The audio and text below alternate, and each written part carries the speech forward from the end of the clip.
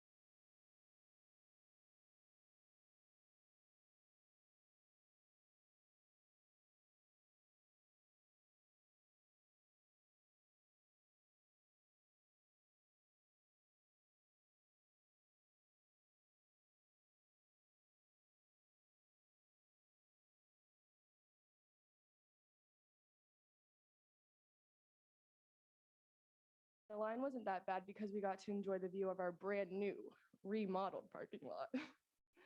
We also enjoyed the homecoming lunch games too.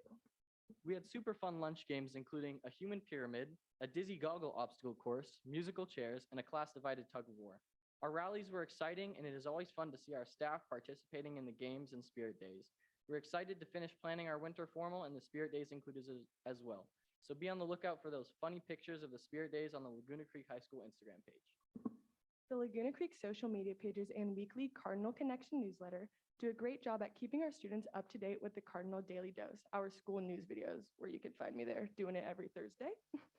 We use it to inform about events and student activities like how our band took multiple sweepstakes and first place rewards at our Del Oro and Oakmont competitions. The LCHS student section hit the ground running last season and added excitement and energy to our already fantastic football team. Our student section earned a great reputation this year with the SACP. We were recognized as the #1 student section in week 3 of September, courtesy of Cameron Salerno. I mean, who can beat those student section cookies, am I right? Yeah. You know, this speech is kind of making me a little thirsty. Thank goodness we just got our new water bottle refilling stations. How perfect. I mean, perfect for our sports team so they can keep hydrated. So true. To start off, I'd like to mention that the Laguna Creek football team had an outstanding record of 7-3. Great job and an amazing season.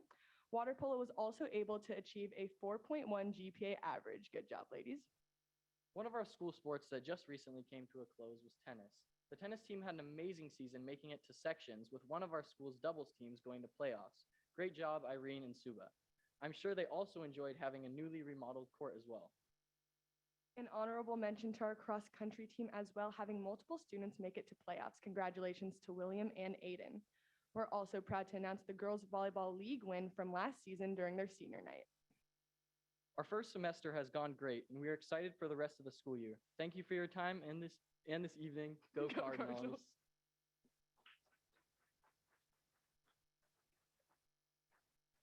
Next up is Monterey Trails.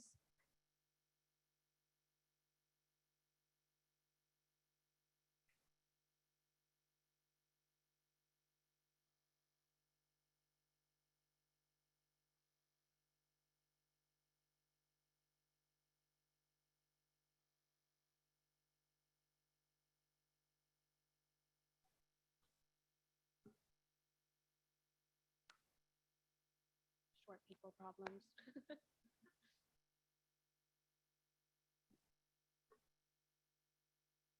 Good evening, Board President Dr. Crystal Martinez-Alier, members of the board, Superintendent Hoffman, and Ms. Avalos. My name is Shreya Prasad, and I'm a junior and the ASB Vice President. I am Mintham Leung, a senior and ASB president, and we are both proud to represent Monterey Trail High School. Since last year, so much has happened here on our campus, and so much is yet to come. So here's a brief overview. On November 7th, Monterey Trail hosted our Fall Honor Roll Awards Night, where our students were recognized for a 3.7 GPA or above for terms 3 and 4 of the last school year. Over 600 students were invited to participate in this occasion. Our Mustang Data Cyber Team, Kajine, is the winner of the 2022 Cal Poly Space Grand Challenge Beginner High School eSports competition.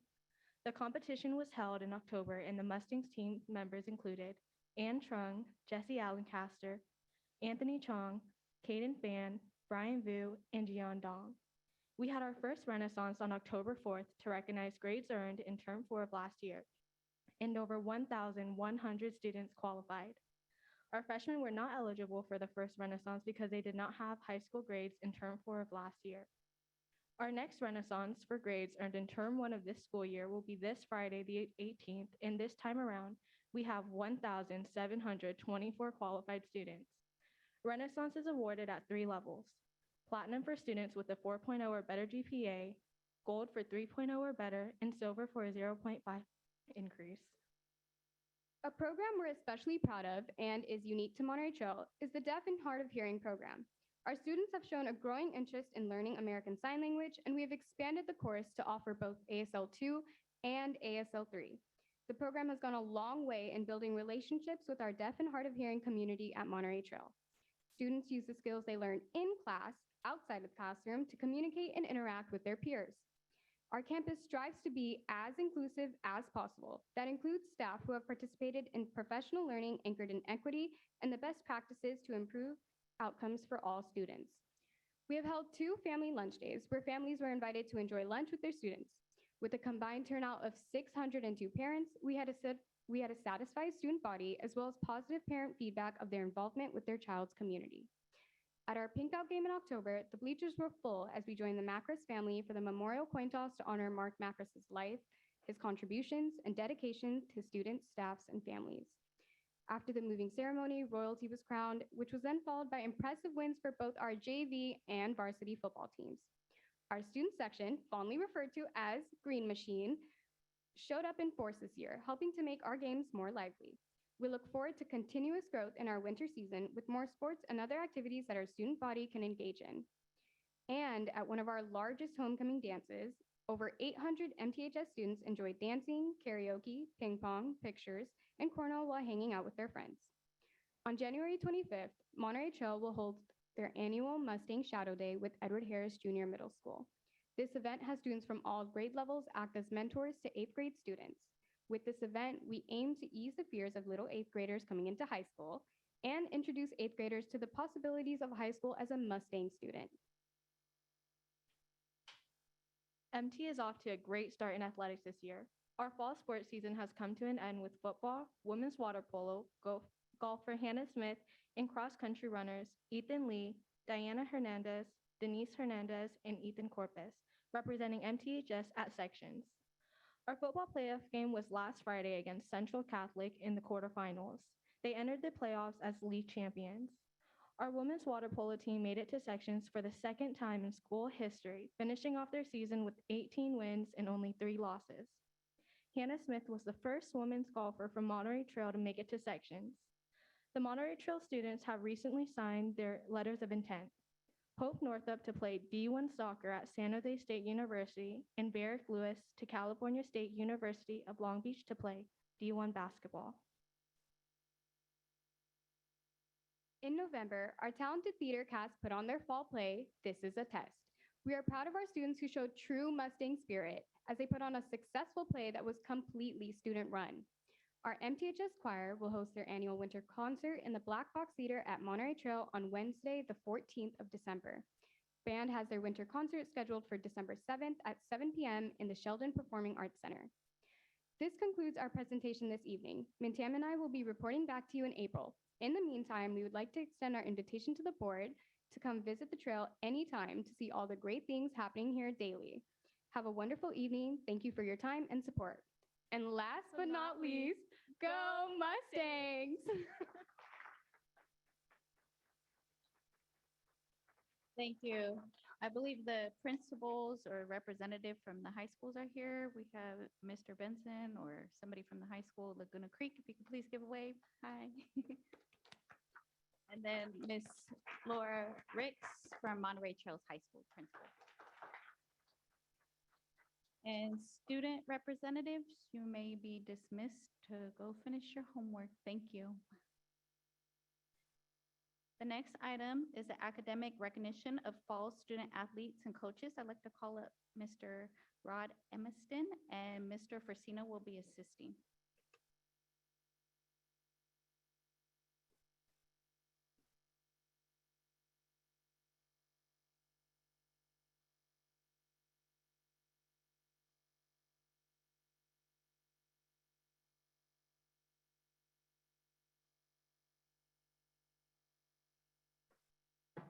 Good evening. President Martinez O'Leary, members of the school board, Superintendent Hoffman, Ms. Avalos. This evening, I'm honored to present to you the fall team GPA champions of the Elk Grove Unified School District. These student athletes not only excel in their athletic activity, but they are also outstanding students in their classroom. The following teams had the highest grade point average at their schools this fall. At this time, I would like to introduce the coach and the captains of our GPA champions. Cosumnes Oaks High School, women's tennis, 4.1 GPA, Coach Chris Wall, captains Katie Shu and Emma Kwong.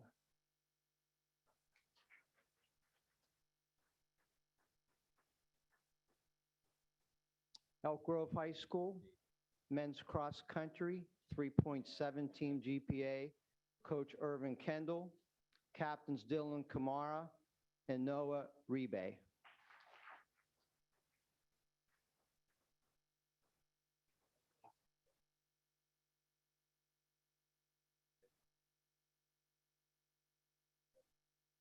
Florin High School, women's cross country, team GPA 4.12, Coach Randall Fairchild, captains I Hong Tai and Annie Lam.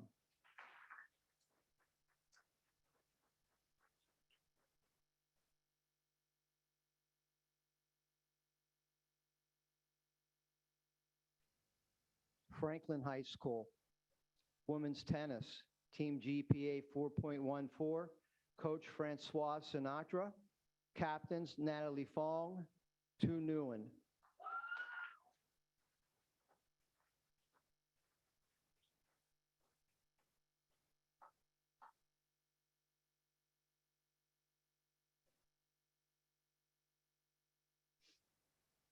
Laguna Creek High School, women's water polo, team GPA 4.1, Coach Rod Hart, captains Ava Krevin and Carolyn Nesda.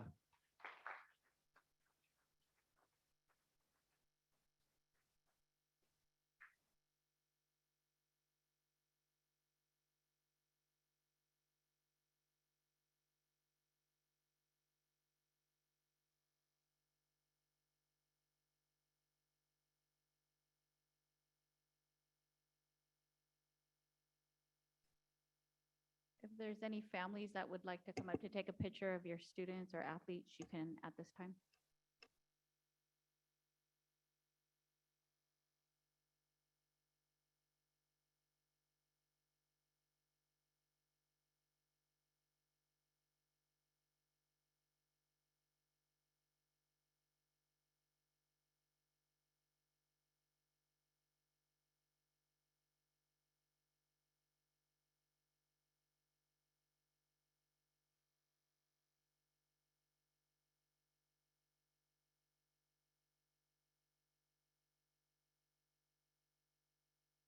Congratulations again. Thank you.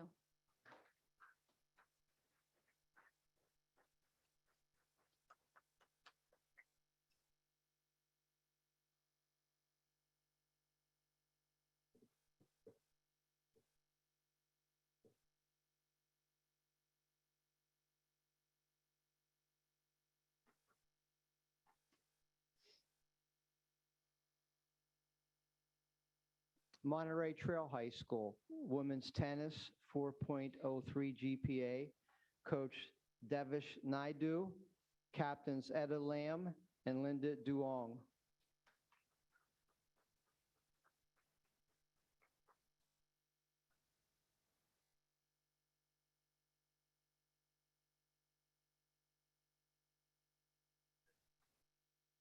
Pleasant Grove High School, women's tennis, team GPA 3.92, Coach Jeff Shin, captains Misha Maikami and Jacqueline Herrera.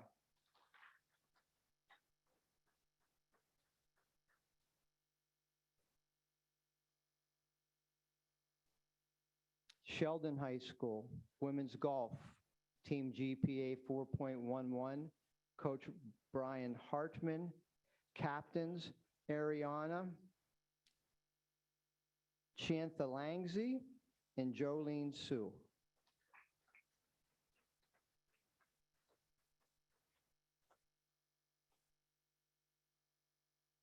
Valley High School, men's cross country, team GPA 3.89, Coach Carlos Ortiz, captains Kenneth Ponce and Stephen Andre Ula.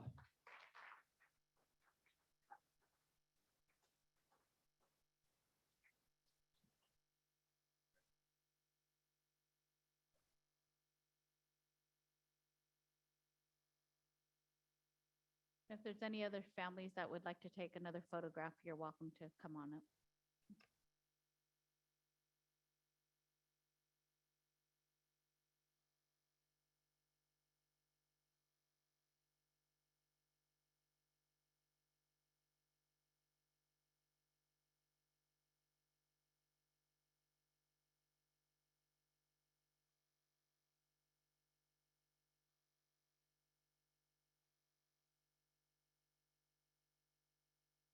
Congratulations again to you all. Thank you, board. Thank you. Thank you.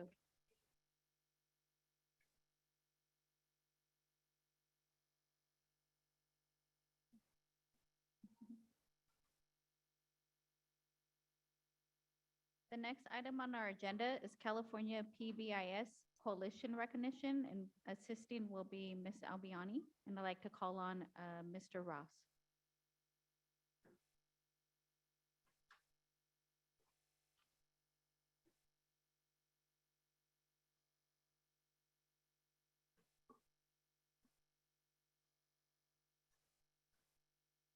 All right, good evening, President Dr. Martinez-Alir, members of the board, Superintendent Hoffman, and Ms. Avalos.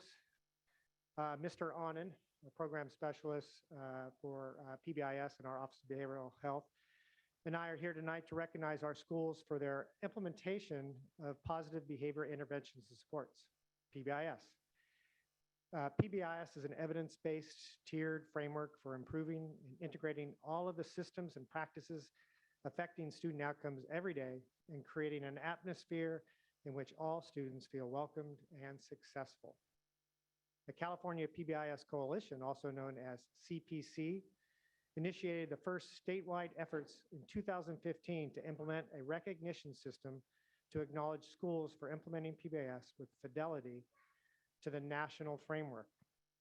The CPC and EGUSD School Board would like to recognize the commitment of these schools have in building a school community that is positive, welcoming, and meeting the high implementation standards established by CPC. This year, the CPC recognized 47 of our schools. At this time,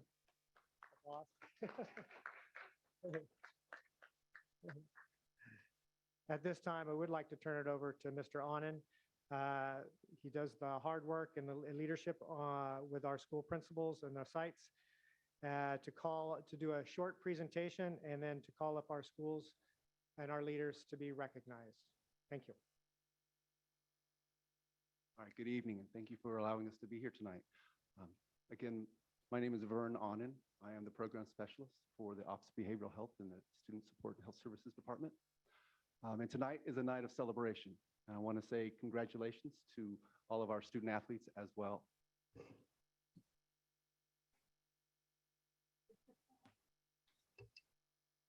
As well as the schools that we're here to recognize today. As with everything we do, it's aligned with Elk Grove Unified School District's learning vision and strategic goals, and specifically PBIS fits within our wellness goals. All students will learn in equitable, culturally responsive, physically and emotionally healthy and safe environment.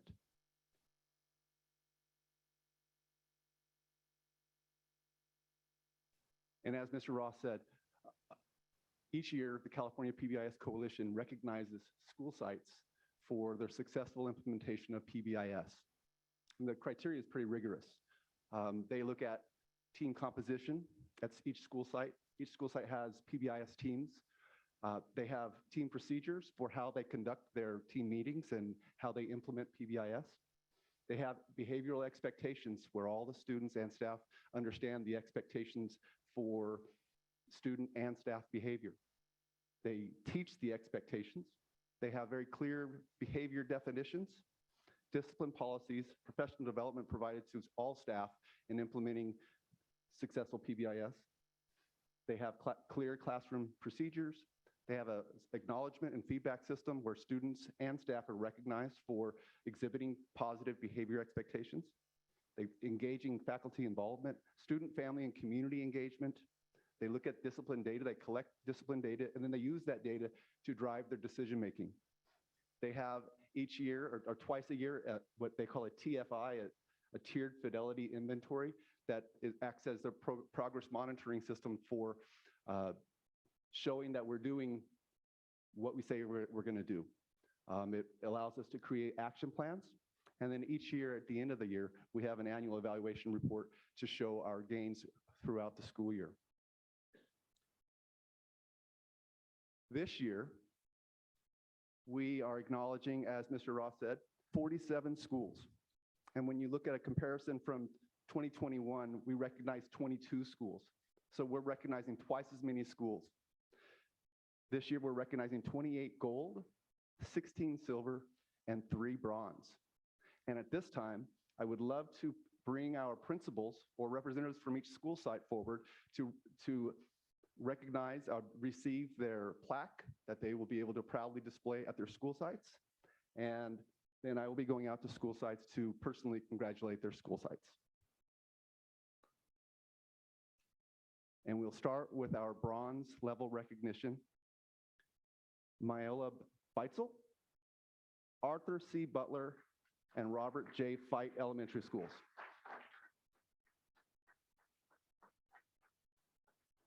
Our silver level recognition, elementary schools, Edna Beatty, Alitha Donner, John Earhart, Florin Elementary, Roy Herberger, Samuel Kennedy, Anna Kirchgater, Herman Leimbach, and Prairie Elementaries.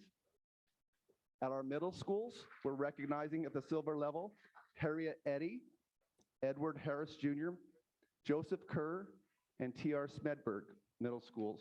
And at our high school, being recognized for silver level, Florin High School, Laguna Creek High School, and Sheldon High School. Congratulations, bronze and silver level recognition.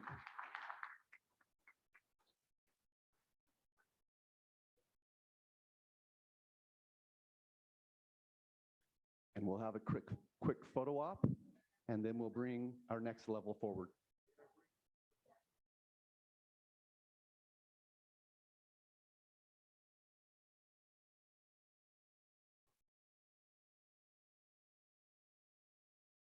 Anyone that'd like to take a picture, feel free to come on down.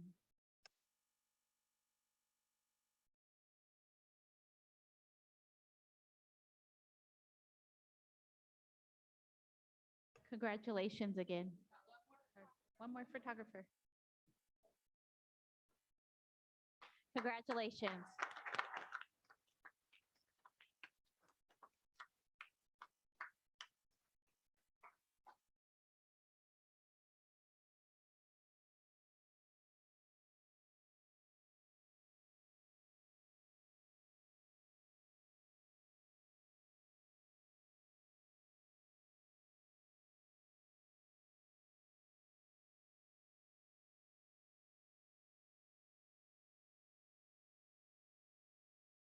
All right, again, congratulations to our schools. At this time, I'd like to bring forward our gold level PBIS recognition schools, beginning with our elementary schools. Arnold Adriani, Raymond Case, Helen Carr Costello, Cosumnes River Elementary, C.W. Dillard Elementary, Elliott Ranch, Ellen Fikert Elementary, Folks Ranch Elementary, Isabel Jackson,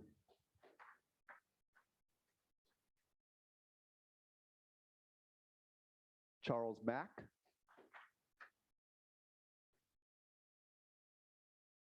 Robert J. McGarvey,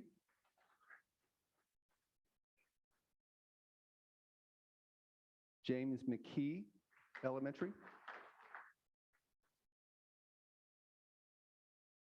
Marion Mix,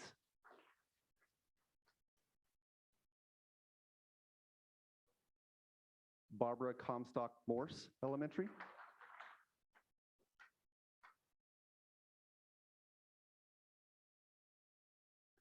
Pleasant Grove Elementary,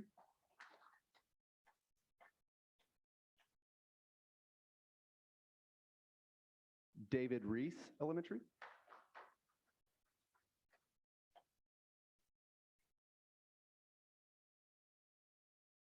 John Reith Elementary,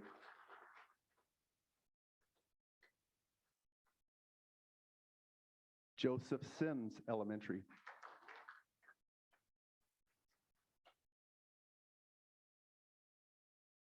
Sunrise Elementary.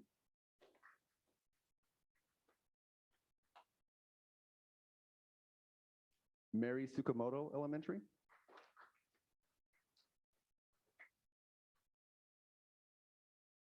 Union House Elementary.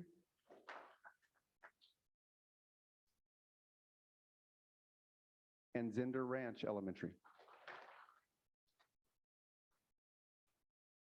Now I'd like to introduce our middle schools being recognized for gold level PBIS implementation. Catherine Albiani Middle School.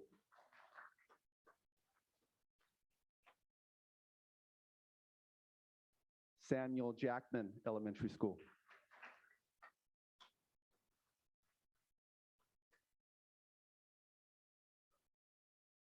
And Elizabeth Pinkerton Middle School.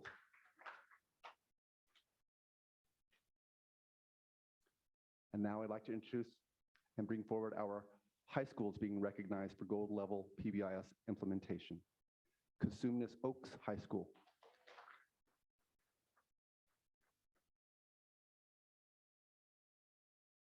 Monterey Trail High School.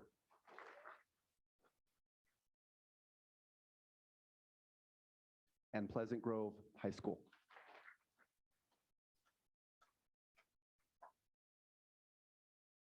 As you can see, there's a lot of great work happening in Elk Grove Unified School District.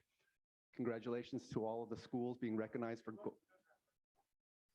anyone that would like to gold come level take a photo, please PBIS come down. implementation. Thank you so much.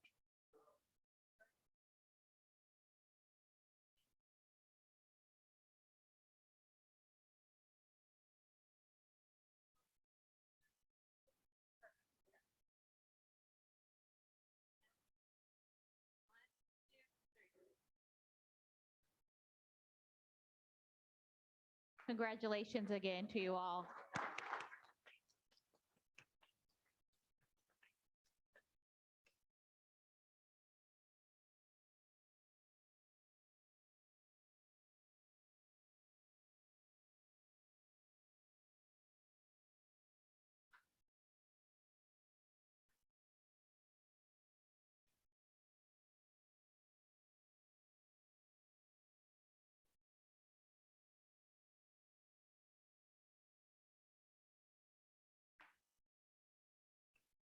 The next item on our agenda is a Measure M Citizens Oversight Committee combined with the annual reports for 2019, 2020, 2020, 2021, and 2021, 2022. And I'd like to call Bill McGuire.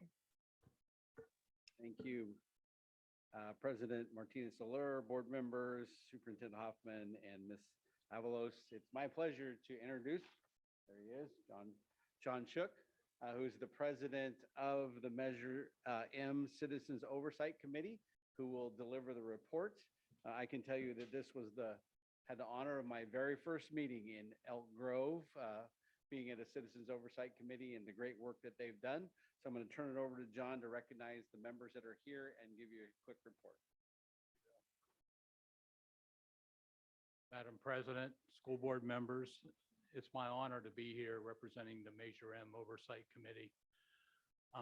It's a sad moment though, because this will be my last time presenting this, because I will be terming out this year, according to our bylaws. So anyways, it's been a pleasure. I'd like to recognize our board members, our committee members, Daniel Radley, I believe she's here, Happy Chan, Howard Brown, and Leah Washington. I'd like to thank the committee that's been going through this and going over and asking a lot of questions. I'd like to thank Bill, who stepped up as our deputy superintendent when Rob Pierce had left us. And then Susan Bell, I don't know if Susan's here, but she has answered a lot of questions because we've had a lot of questions over the years for these reports. But Measure M was such a powerful thing that the community stepped up and voted on. I'm happy to be part of that. I'm happy to present this annual reports to you. We have 3 reports, as you can see, because of the COVID, we couldn't do the annual reports. So read them. We've done a lot of work in our district with Measure M, and I believe we probably have one more bond sale. But thank you very much. Is there any questions at all? We'd like to thank you, and maybe the committee members, if they don't mind, if they could maybe come up for a photo, some of the committee members, and thank you again. I think Danielle is here.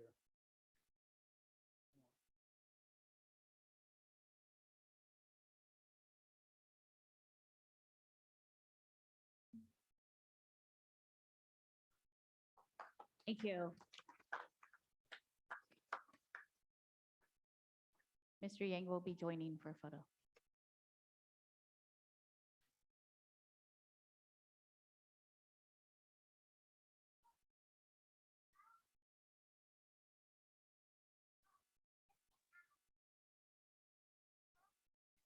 Thank you again.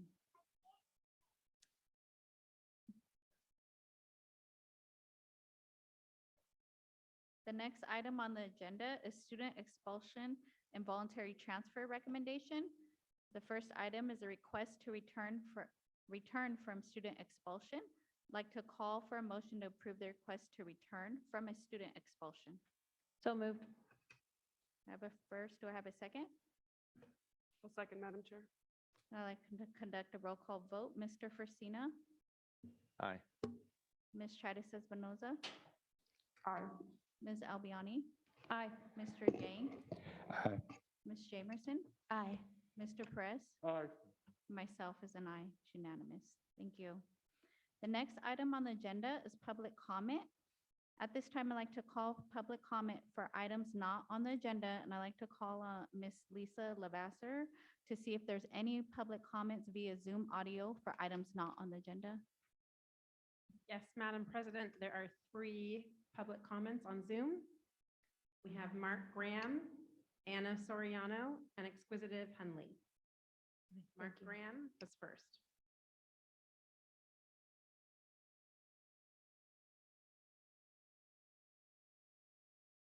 Mr. Graham, we see you on the screen. If you want to please unmute.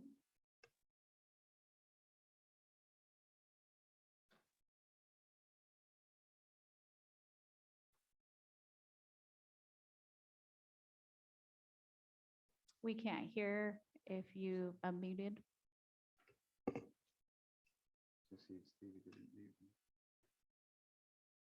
Can you unmute? No, okay. If Yes, I'm sorry, I'm here. we Can you hear me now? Yes, thank you. All right, sorry, I just had a hard time finding the whatchamacallit. Okay. Good evening, Dr. Martinez Alire, board members, Superintendent Hoffman, Ms. Avalos, and staff. My name is Mark Graham, and I live in Elk Grove.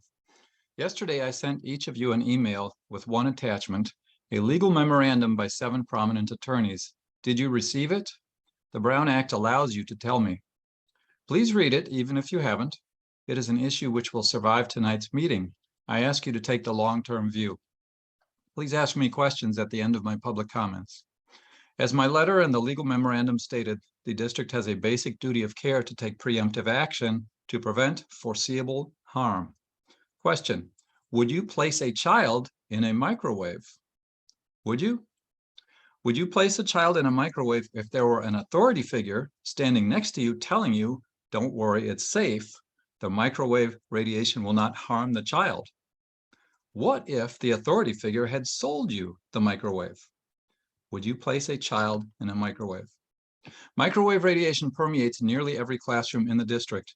You have Wi-Fi routers on the ceilings that are on 24/7. Teachers use Wi-Fi, Chromebooks, laptops, or tablets, and each student has one. It is affecting the children. It cannot not affect the children. The industry knows Wi-Fi radiation is harmful. Parents need to know. Students need to know. Teachers need to know. There's widespread evidence that large numbers of people in the US and around the world, including children, are being seriously harmed, despite statements by the wireless purveyors that they are in compliance with the Federal Communications Commission's guidelines for microwave radiation exposure, which were recently invalidated by the US Court of Appeals for the DC Circuit. School administrators have a heightened duty of vigilance, especially when they are well informed of the foreseeable risks and preventable harms. What actions am I recommending? 1. These are described in my letter. I recommend the board form a committee to discuss and consider several questions, several proposed actions. Give the committee a certain amount of time to meet, learn, discuss, deliberate, solicit community input, and report with recommendations to the board. 2, replace your use of Wi-Fi in the classroom with hardwired internet connections, such as Ethernet cables. You could do so and still use 90% of your current internet infrastructure. You would still have internet access, of course, but it would be safer, more secure, more reliable, and faster. 3, contact tech-safe schools who will work with the district to design a custom plan to make the district's classrooms safer. As science moves inexorably toward a better understanding of the role of non-ionizing radiation and magnetic field exposure on children's biological systems, and the blanket of regulatory protection around the wireless industry begins to fray, the liability of school administrators and school boards will increase. I know that each one of you is deeply, deeply committed to the health, safety, and well-being of every child in the district. I commend you for it, and I ask you to take this matter seriously. Thank you.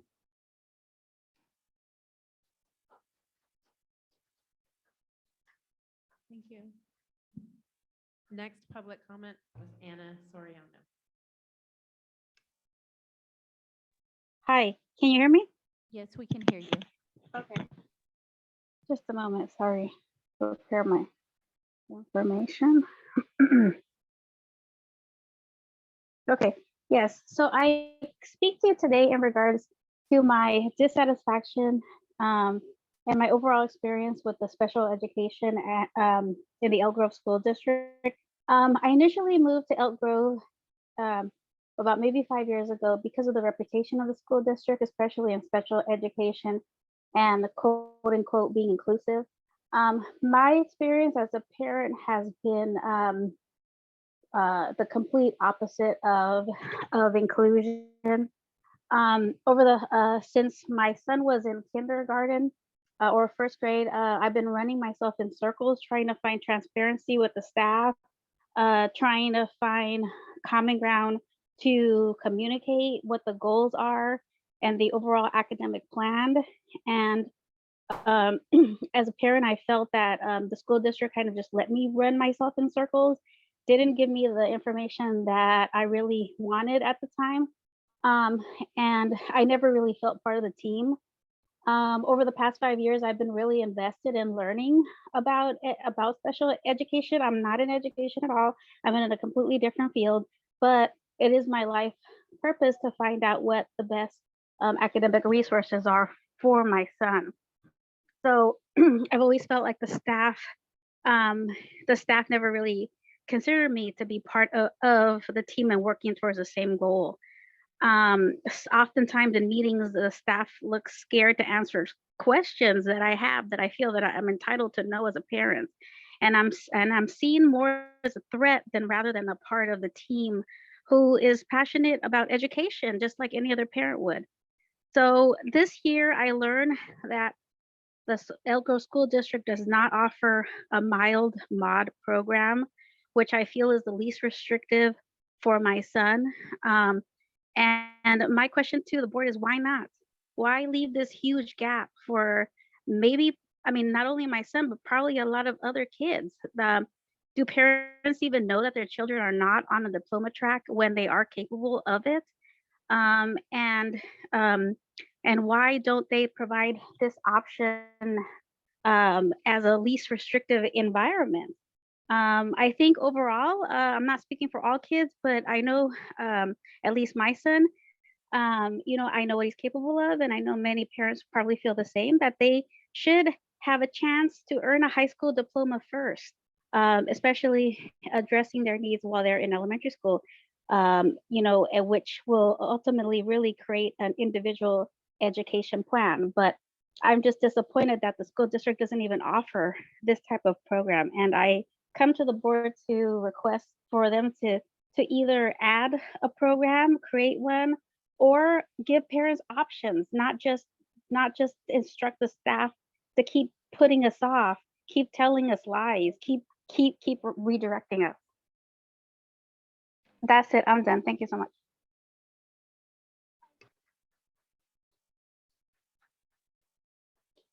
The final public comment via Zoom is from Exquisitive Hunley.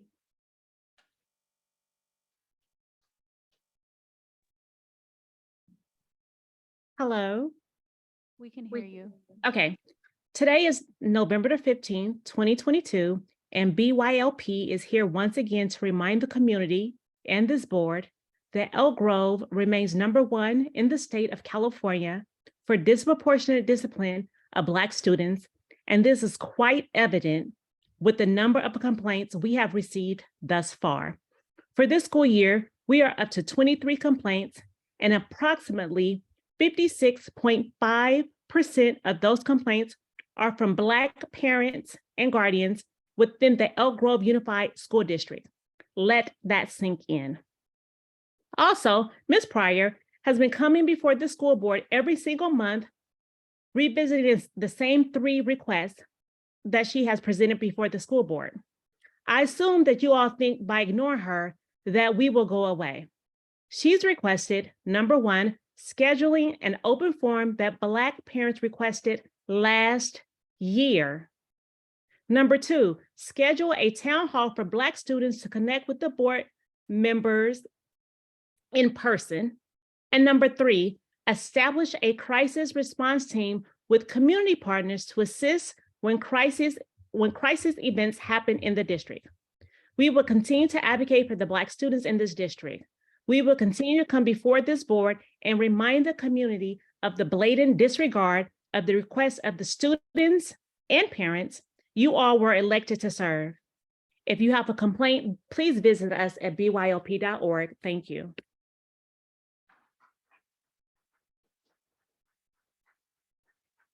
I believe that concludes the Zoom public comments, correct? And next, I'd like to call Mr. Yang for the blue cards for items not on the agenda.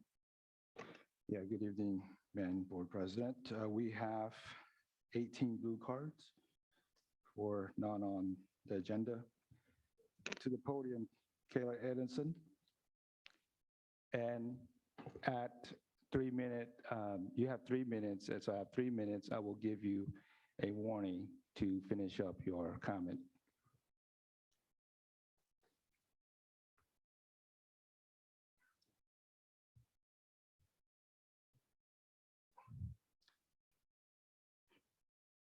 Hello, my name is Kayla Anderson, and I work with Black Youth Leadership Project as a mentor under one of their many networks.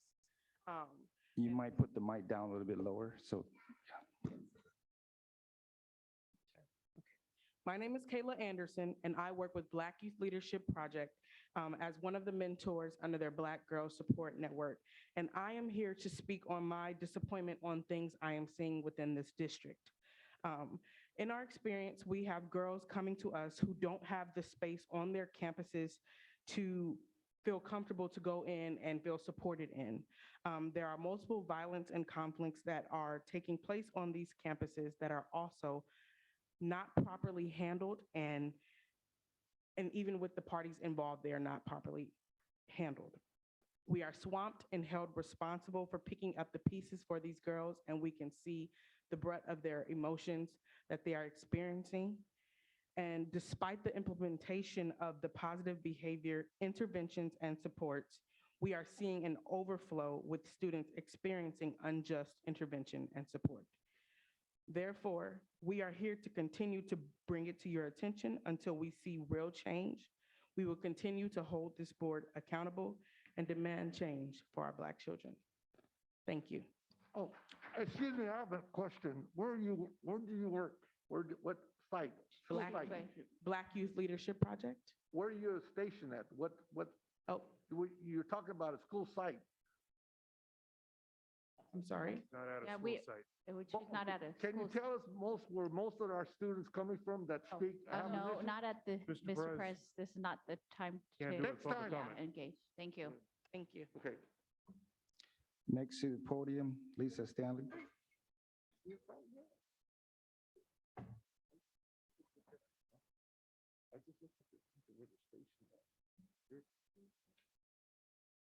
To answer your question, several of them that just got awards. Very good. Know that. My name is Lisa Stanley. I'm an advocate with Black Youth Leadership Project. Yeah. I hate to say it, but we have been busy. I really wish we could spend more time loving our babies, but we stay so busy putting out fires.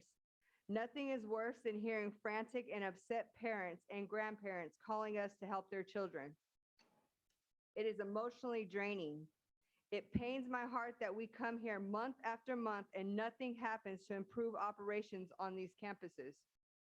We have gotten several new complaints just this month, and it's always the same.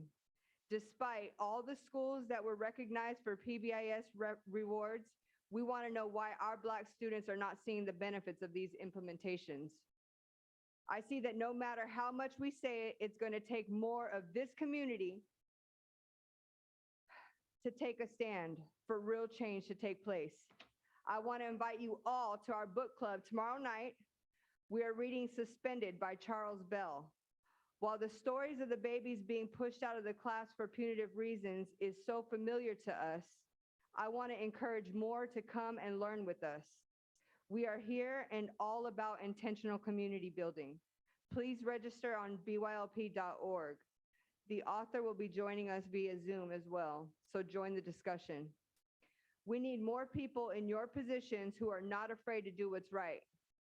We actually just left a conference where there were districts who are actually taking steps to disrupt this crooked system. So you can't tell me it can't be done. The right people will make it happen. I have a consideration, and this is for everybody. If you saw someone beating an animal, would someone have to tell you how to help? But when it comes to human Black life, nobody knows what to do.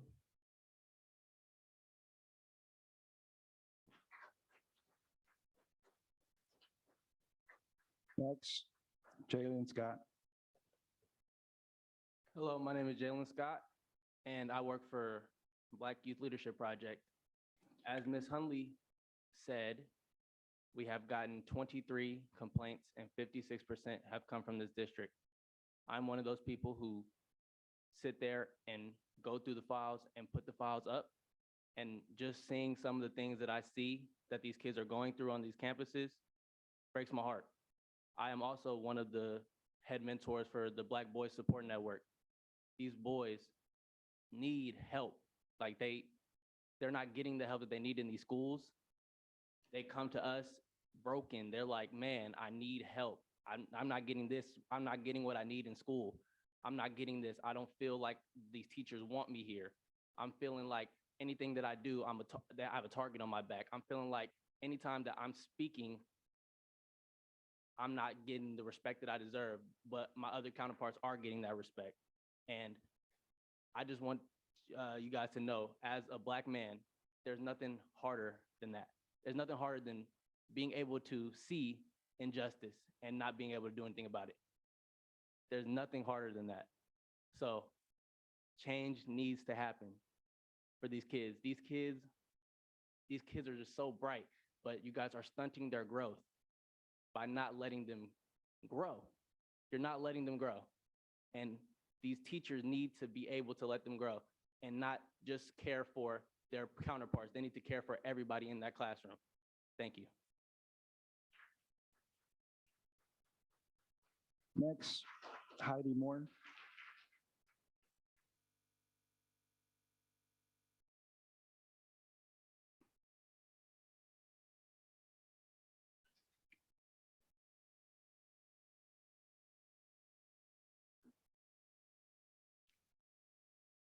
Since the district has failed to do so, I would like to make all stakeholders and parents aware that the district has placed several books of controversial and sexual topics in the elementary school libraries under the guise of social emotional learning. These books are available to kindergartners and above to view, check out, and for teachers and librarians to read to children without parent knowledge and permission. I would like to read to you a few quotes from one of the several books placed in the libraries. I'm quoting from this book, Rainbow Revolutionaries. And again, I'm directly quoting, and this is available to all children in the libraries.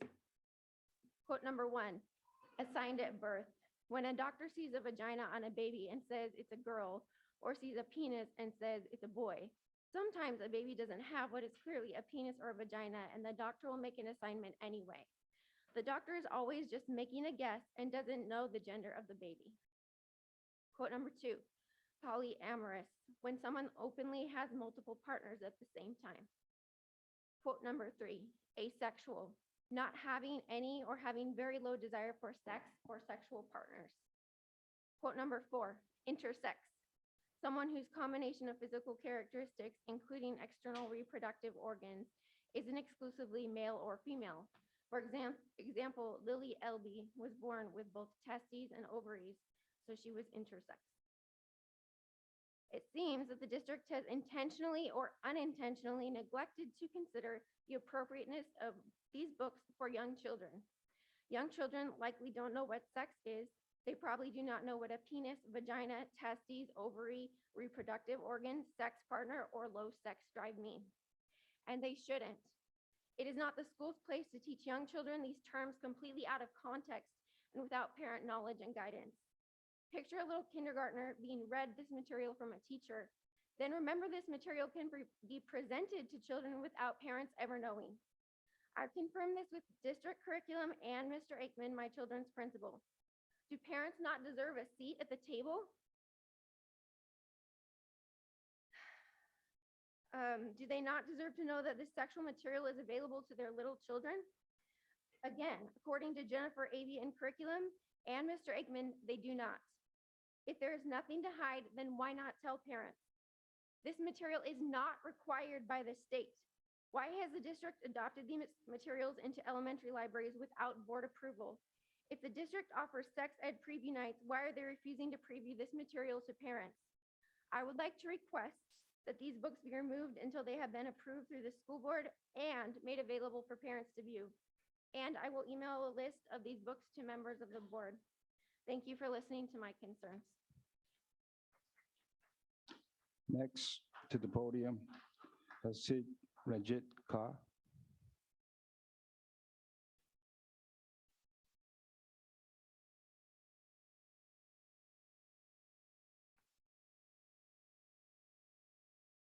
Hi, my name is Harshimranjit Kaur. I'm from Sheldon High School and a member of the board of SHSS, also known as the Sikh Honors and Service Society. We are a part of the Jakara movement, which is grassroots community building organization working to empower, educate, and organize Punjabi Sikhs and other marginalized communities to advance their health, education, economic, social, and political power. We are one of the over 70 California high school chapters of the Jakara movement, the largest Punjabi Sikh youth organization. Our statewide SHS program, where we promote and honor service, leadership, and academic excellence. We are open to all students. Our students will be completing a checklist yearly that increases our awareness of our community, connects us with each other, and builds our leadership skills. We award seniors who complete the checklist with a graduation sash. All of our members get a club pin, and those who complete a checklist take a trip. The checklist consists of meeting up with the organizer one-on-one during fall and spring to help the students better try and understand the movement and even answer some questions. Another is Sikh Heritage Week in November, where we spread awareness of our religion, same done in the Vaisakhi week in April. Going to a school board meeting to listen, reflect, and make a public comment. Watching 2 Sikhi episodes to build our knowledge in Sikhi. Another is civic engagement event where we draw and post about Sikhi around social media and campus. 2 Seva events, also known as service, such as helping people in need and cleaning up our community. We also watch 2 movies that matter, which help us learn more about our history, such as the Blue Star and the Widow Colony, and us discussing about Sikhi and SHSS in the campus. Thank you for listening. Thank you. Next, David Minhas.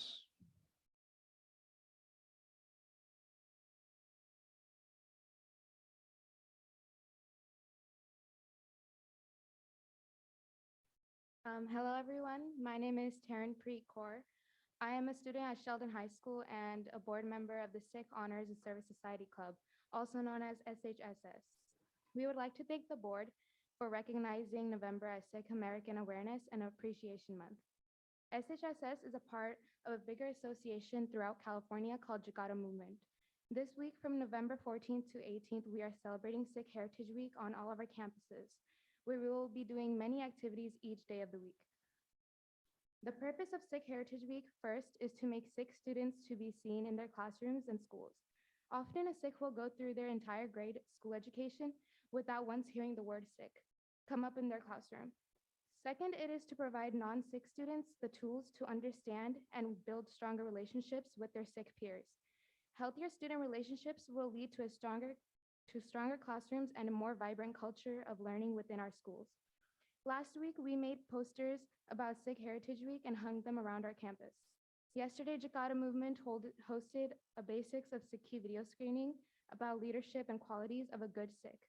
And we also hosted a Kahoot game night for all SHSS members and a discussion about the video. From today, Tuesday to Thursday, every high school who is a part of the SHSS organization will hold a tabling during their lunchtime, sharing important information about Sikhs in California and our identity. On Friday, we will be holding a virtual Movies That Matter screening where we will watch The Widow Colony. This documentary is about the Sikh genocide in New Delhi, India, in November of 1984. We will have a discussion about it afterwards. You all can attend as well. You can RSVP at jakarta.org/movie night. Thank you for listening. Next, Kashyak Singh.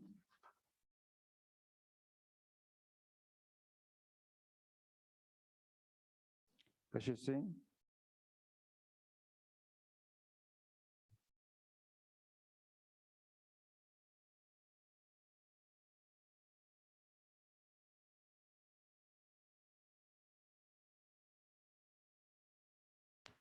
Hello, my name is Gershon Singh. I am a board member of Sikh Honors Service Society at Franklin High School.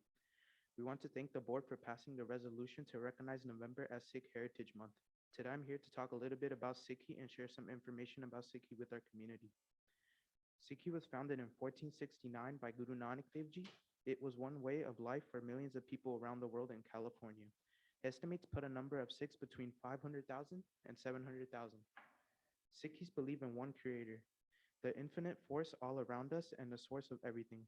We believe there is one human race, all equal, each with one light within us. The one light is free of gender, religion, race, nationality, sexual orientation. Anyone can be a Sikh. Our aim is to connect to the one inside of us.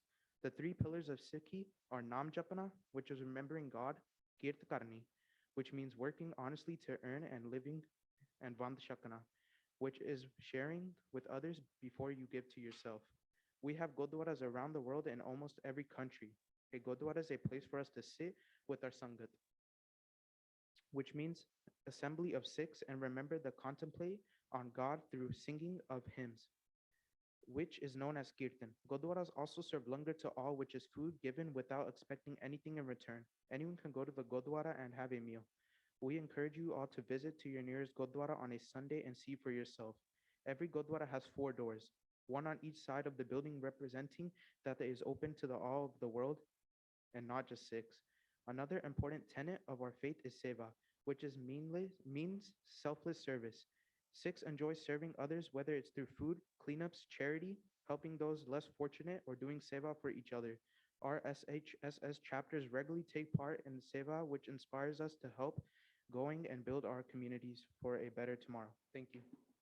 Thank you. Next to the podium, Tejat Singh. Tejat Singh.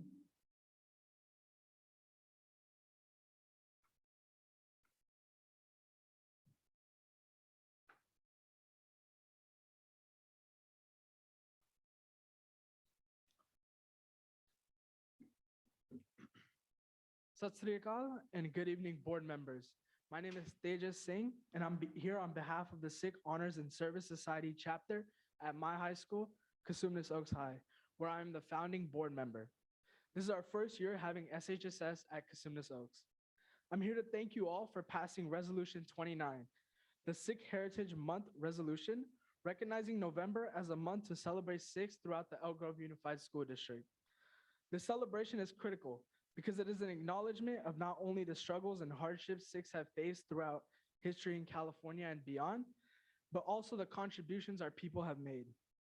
Elk Grove Unified's acknowledgement of the contributions put forward by Californians of Sikh heritage is a crucial step in advancing the Sikh people who have fought racial discrimination and brutality for decades and continue to do so today. For example, the murder of two Sikh grandfathers taking an evening walk down the street in Elk Grove remains unsolved to this day. Elk Grove recently opened their 100th park and named it Singh and Kaur Park in honor of those two grandfathers, Gurmeet Singh and Surinder Singh. I'm also here to reflect on the history of Sikhs in California, as the first Punjabi Sikhs arrived in California in the late 1800s. Sikhs contributed to building railroads, tilled the farmland up and down California, and established the first Gurdwara, which is the place of worship for Sikhs, in Stockton in 1912. Also, the first ever Asian American congressperson was a Punjabi Sikh named Dalip Singh Son in the late 1950s. From those years to this day, Sikhs have been an integral part of the history of California, and I want to thank you again. We appreciate you. Thank you. Okay, the next person, the handwriting is really hard to read, so I'm just trying to make up what it's say here. Marela, and the last name I can't even make up because of the handwriting. Marela? Okay. Oh. It just, We got it? okay. Great.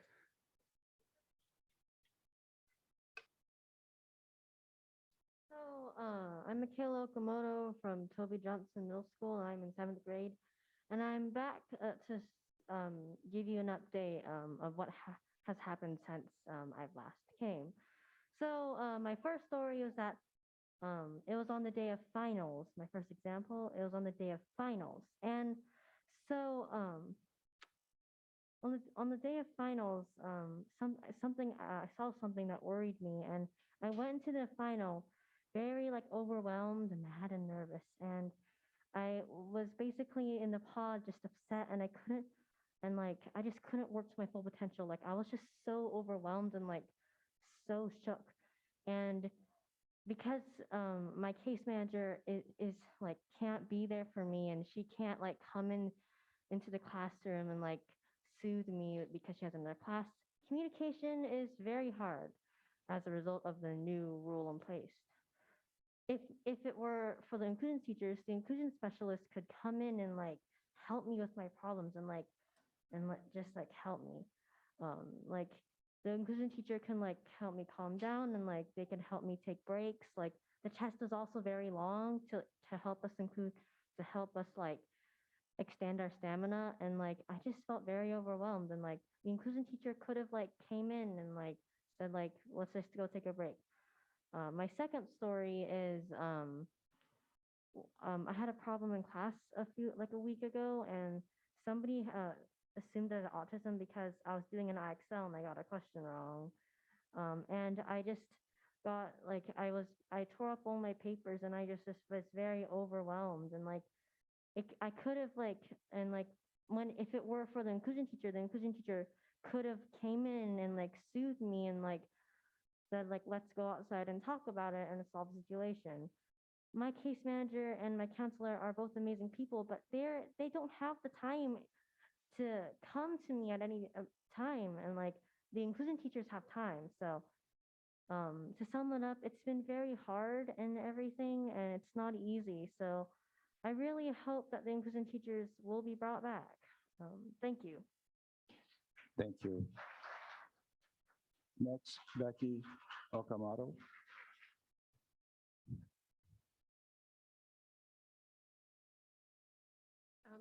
Thank you. I'm just going to add just a couple things.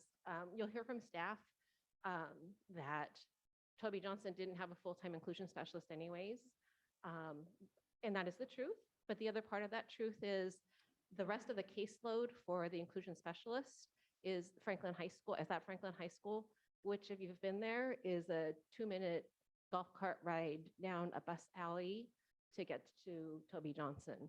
And so the entire caseload for that inclusion specialist was at those 2 sites. So I just wanted to give you the other half of that truth. And then also, like Michaela mentioned, in her IEP, she does have 120 minutes a month of inclusion specialist support. That inclusion specialist support of 120 minutes a month, it's tough for a case manager to be able to do that when they are teaching other classes. That 120 minutes a month allows the inclusion specialist to be proactive.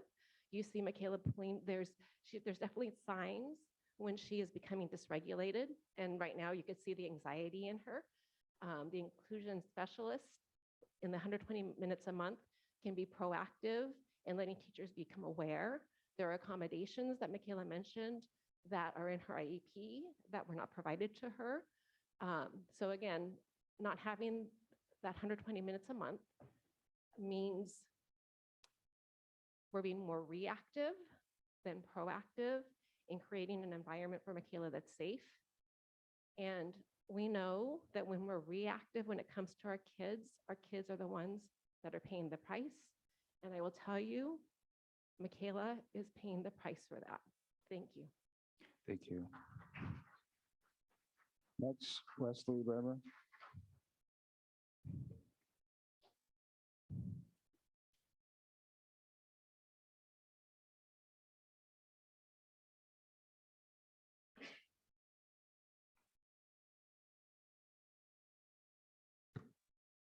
Good evening, board. I didn't come here today prepared. I knew Michaela was going to be speaking, and I wanted to give her support and respect. I've been working for the last 10 weeks or so and moved beyond my position as an inclusion specialist. And today the emotions came back. It is beyond difficult to listen to my former student struggle, to know that I could have been there to support her, that I could have done something to prevent her from ripping up her tests and having students label her disability in class, in public, in front of other students. I could have helped her get through her final exam. I could have prevented her from pulling her hair out. I could have done something to make it better, but I'm not in a position to do that anymore. And I feel grossly taxed for my time to support the few students that I still have left on my caseload now. Michaela has 120 minutes a month. I have students with 60 to 90 minutes a month on their service minutes that I do not think that I am providing. I teach 50% of my day. Another 25% of my day is my prep period, where I prepare what I'm going to teach, where I grade, where I take care of all the other students that have me as their teacher. 25% of my day is consultation. I spend most of that writing IEPs, reading through them, making sure students are meeting their goals, or holding IEP meetings.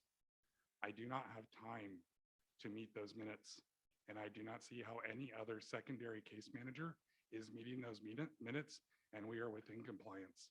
Thank you. Thank you. Next, Kate Sherman. Kate Sherman.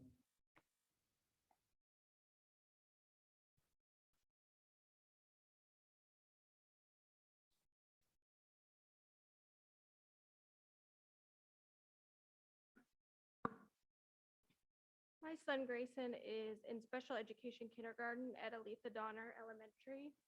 Over the summer, I tried contacting the school multiple times to see when school started and where Grayson would be placed. We all received a message just the day before school letting us know when to be there and that there would not be a teacher. That's where our issues began. Since day one, it was obvious that this was a class of children just thrown together.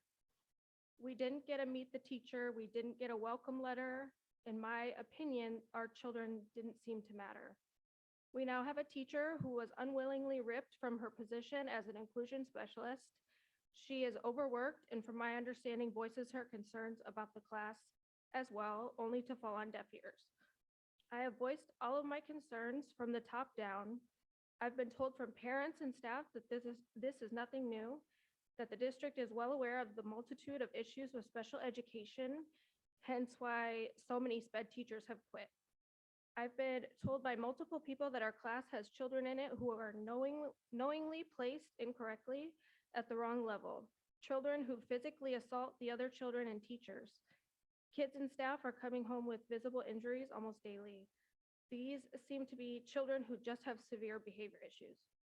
My son has high functioning autism and hates going to school now. He's regressing and mimicking behaviors he's seeing from the children who need more support than they're getting.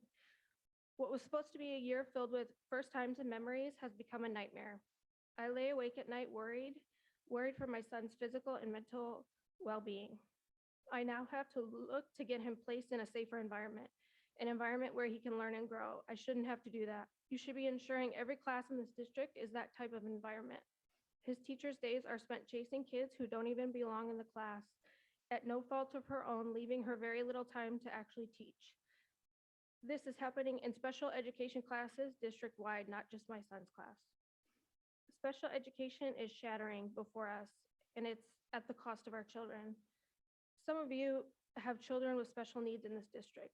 If this is unacceptable for your children, why do you think it's acceptable for mine?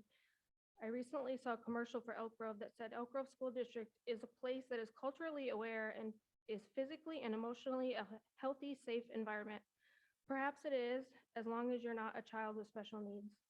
The joy of school has been taken away from my son. Please fix these issues before it's too late. Thank you. Next, Brandon Morgan.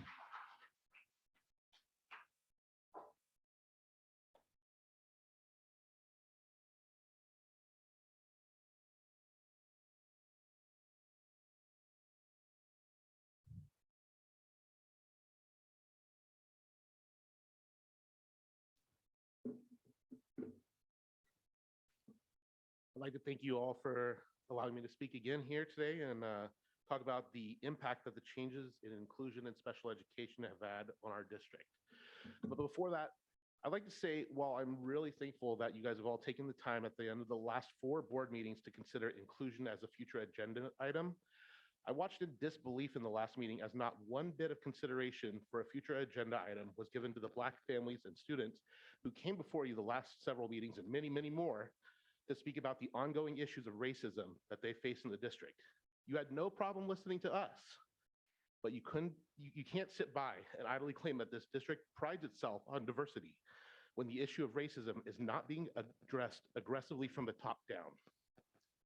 Now, on to inclusion, I'd like to talk today about some broken promises. Initially, when I came here, the first meeting, I told you guys that kids who are not facing academic goals and inclusion, but rather social and behavioral goals will be pushed out of the program. We were promised this would not happen. However, in our son's recent IEP, this is exactly what the program coordinator was trying to do to our son. He doesn't have academic goals. Being autistic, he has very serious social goals. But because the Learning Center doesn't have the time to intervene and support him in those goals, Melissa Stoneman told us to imagine inclusion doesn't even exist in the district and attempted to put him on the already overburdened SLP's caseload. This is not a solution. This is the district reacting because they understand this new model doesn't work for students like my son. And ultimately, after the meeting, Melissa Stoneman told our son's case manager that she wasn't even aware how much the inclusion specialists actually do day to day. And I've heard other program coordinators saying that as well. These are people overseeing programs. They have no idea how they work, and that's a problem. My son isn't the only student facing this. Another student at his school, whose mom has been in constant contact with us this year, he started thriving in inclusion at the beginning of the year. But once his inclusion specialist was gone, there was no one to support him and his behavioral goals. And without that support, children like him may be recommended for a change of placement because the district has not been able to meet its own obligations to assure that they are educated in the least restrictive environment. And the broken promises don't end with students. In the MOU to the inclusion specialists, they were to receive per diem pay and their 175-day calendars were to be respected. However, many are still missing that pay or haven't received the full amount. They're being pressured by HR to change their calendars despite already booked vacations. Some aren't even being told what will happen when their 175-day calendar runs out and the school year is still going. HR has no answers for them. We're also seeing major changes in the pre-K program. And this is reduced hours these children have to receive services in the classroom. And it's very likely that many of these changes are violating IEPs. And why? Your time's up. Please wrap up. Thank The you. district is not making these changes to meet the needs of children. The district is making these changes because the district leadership fell asleep at the wheel. Thank you. Thank you. Next, Melissa Bitcoin.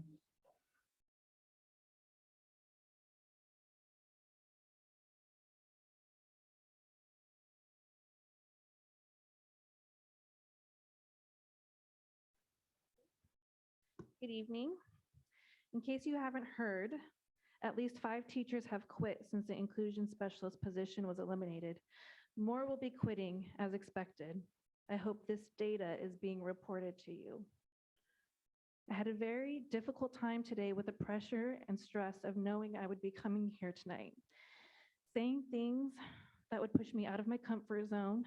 At the same time, I know the importance and necessity of being here to advocate for my kids and community.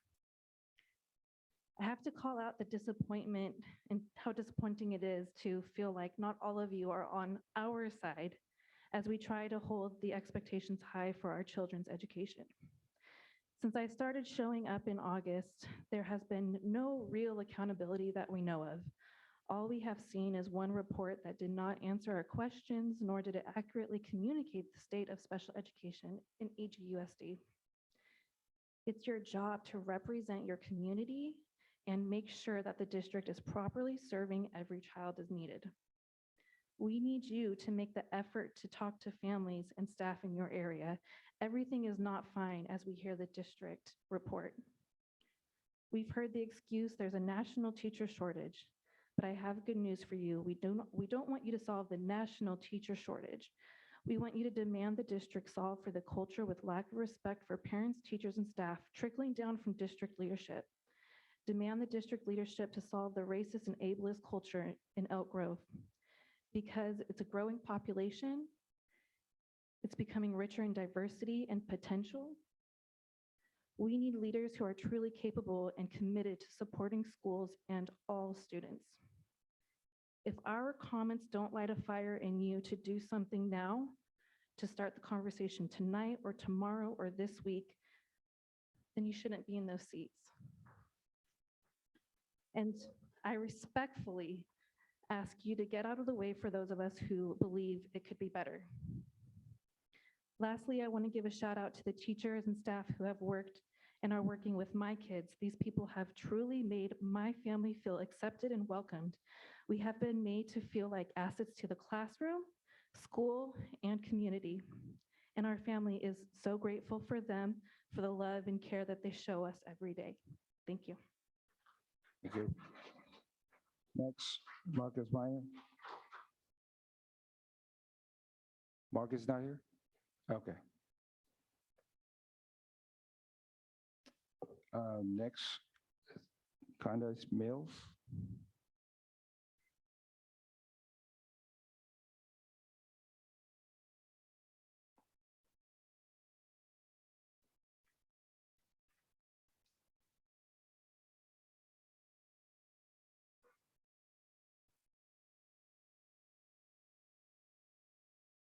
Hello, my name is Candace Mills. I have 5 grandchildren who have attended Elk Grove Unified School District.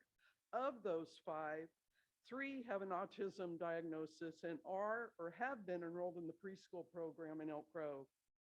The recognized treatment for autism is early and intense intervention. The preschool program in the past has met this criteria. My first grandchild in the preschool program attended 5 days a week, 5 hours a day. One of his services in the IEP was mainstreaming with age-appropriate peers 15 hours a week. My second grandchild in the preschool program attended 4 days a week, 5 hours a day less than my first grandchild. Their services also included mainstream with same-age peers. This grandchild since exited the special education program in first grade, a huge success, yay. My youngest grandchild started this year in the preschool program. 4 days a week, 5 hours a day. She is 3 years old. Again, I'd like to emphasize the recognized treatment for autism is early and intense intervention. My grandchild has been in school for almost 3 months, and one of her services, the same as the other two, is mainstreaming with same-age peers. She and all of her classmates have not had a single day with same-age peers in the classroom. She and the other kids in the class have already lost out in 3 months of early intervention. As of last week, they cut the class to 3 hours per day from 5, saying she had approved so much she didn't need the hours. All the other kids in her class have also been cut down to 3 hours a day. How can this be? Their IEP services have not been met. How could they make that decision? And yet there are other preschools in the district that have not had their hours cut. My grandchild's IEP says she should have 12 hours per week of mainstreaming with same-age peers. She also has other goals in her IEP. How are those goals going to be met when her 12 hours per week that she is actually there will be spent with same-age peers? As a recap, over the years, the preschool program has gone from 25 hours per week with 15 hours of mainstream with my first grandchild.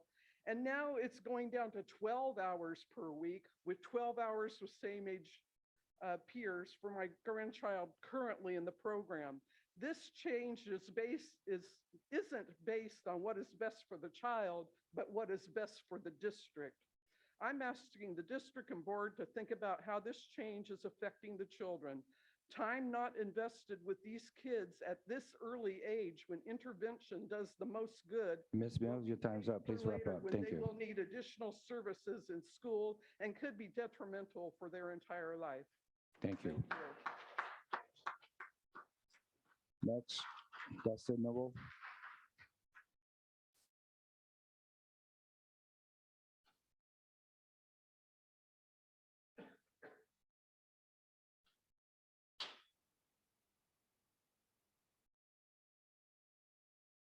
Long walk from the back. Good evening, members of the board. I've had the pleasure of meeting with some of you over the last couple of months since these changes to inclusion have happened. For those of you who don't know me, I am one of the founders of the Facebook group EGUSD Inclusion Stays. We work to advocate and support families and students and staff within the special education community. We've been doing this pretty much since the first 48 hours that we found out inclusion was being downsized. We're going to continue this good work and continue to support these families, especially the staff that are not heard or respected by the district and feel that they don't have a voice and they feel like they're not being heard. We hear you and we're happy to help. Things are getting much worse. It's not just inclusion. We've come to learn that inclusion may have been where we started, but through this process, we've come to realize that other programs within special education have been stripped down and downsized with services not being met in the Levels program, pre-K, former PALS programs. And it's very saddening to me. It's very sad to hear from our families that are new to these programs and were basically told it was going to be wonderful for their kid, and they're realizing it's not so wonderful anymore. For weeks, we've been asking for data collection from the school district, and some of you have as well. Have you gotten that data? Because I know we haven't. Would definitely encourage you to continue to press that issue because we need answers as to how things are going. We know how things are going. They're going very poorly. But it's one thing to have us come up and say it, and it's another thing to see it documented with data. Things are getting worse. We know what has happened to the former inclusion specialists that were placed in level 4 classrooms. Do you? You might want to ask. It's troubling.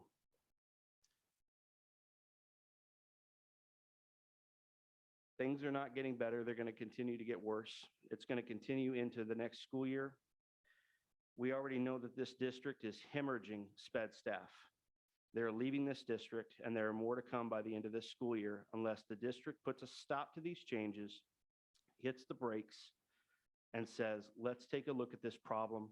Let's fix this staffing issue and this hiring issue and not punish special education any further.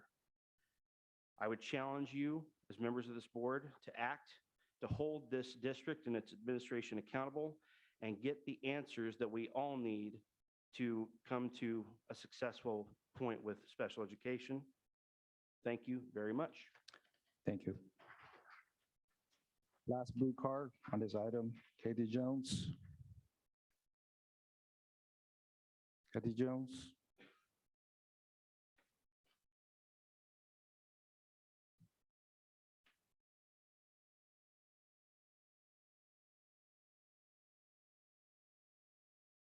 Good evening. I was actually not going to talk tonight. I was just here for support for a for a parent, and she was called out unexpectedly for a family meeting. So she handed me her notes as she walked out the door. So I am reading for a parent.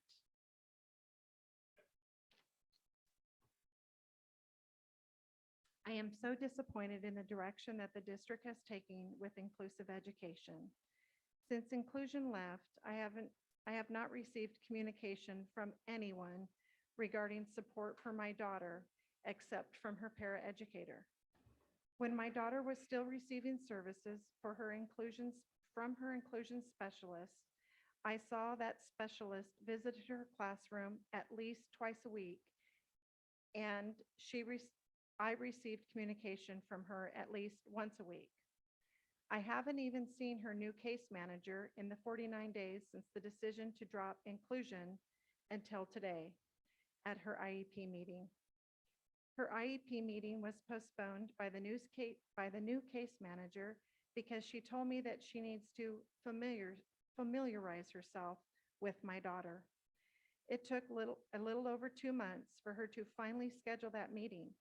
When I asked her today about the data that she collected on my daughter, she claimed that the data that she collected over the last 2 months, wait a minute. She claimed that the data that was collected was over the last 2 months. The funny thing is my daughter's been off track. She's only been back at school for 2 weeks. There's no way she could have collected data on my daughter in the last month and a half. How did she collect this data? It's not possible. The behavior specialist came up with a whole behavior plan today, but she told me at the IEP meeting that she referred to the speech therapist's data. The behavior plan was the exact same plan from last year. The IEP has been out of compliance, and it still is. It took some nudging by me and other support around my daughter to finally get this meeting. If my daughter's inclusion specialist was still on her case, this never would have happened. It upsets me to know that there are probably a handful of students who have fallen through the cracks because their new case managers have to familiarize themselves with these new caseloads. They probably never got back to the parents, or the parents have no clue how to go about fighting to get a meeting. The only constant support that my daughter has received is her wonderful para, and my daughter's para was getting support from the inclusion specialist. Now my Your time's daughter's up. Please wrap up. Thank you. support doesn't have any support, and it's felt. How many of these stories do we have to listen to before something is done? Thank you. Thank you. Madam Chair, that ends our blue card. Next item is public comment for items on the agenda. I'd like to call on Ms. Lisa Lavasser to see if there's any public comments for items on the agenda via Zoom. Madam President, there are no public comments via Zoom. I'd like to ask Mr. Yang if there's any blue card for items on the agenda. Madam Chair, there's no blue card. For items on the agenda. Thank you. And the appropriate staff, as mentioned before, will be following up with some of the comments tonight. The next item on the agenda is consent. Like, We will after this. We will after. I recess after consent. The next item on the agenda is I'd like to call for a motion to approve items 1 through 38. I see Mr. Perez has his hand up. Yes. Mr. And then Forcina Mr. did Forcina before I as did. well. Okay. Mr. Forcina. I request removal of item 1 and have a roll call vote. Okay.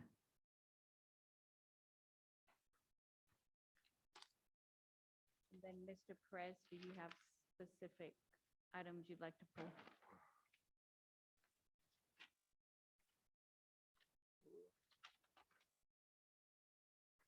I'd like to pull item number 5, consent item number 5, number 7, and number 17.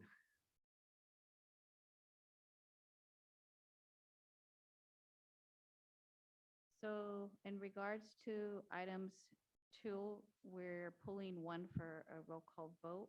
I would ask that a motion is made to approve items 2 through 26, pulling item 1, 5, 7, and 17. So moved. I have a motion by Ms. Albiani. Do I have a second? Question, Madam Chair, did you go all the way through 38? Yeah, oh, sorry, 26, 38, excuse me. So like to call for a motion to approve items 1 through 38 with the exception of item 1, 5, 6, and 17. So moved. There was another one regarding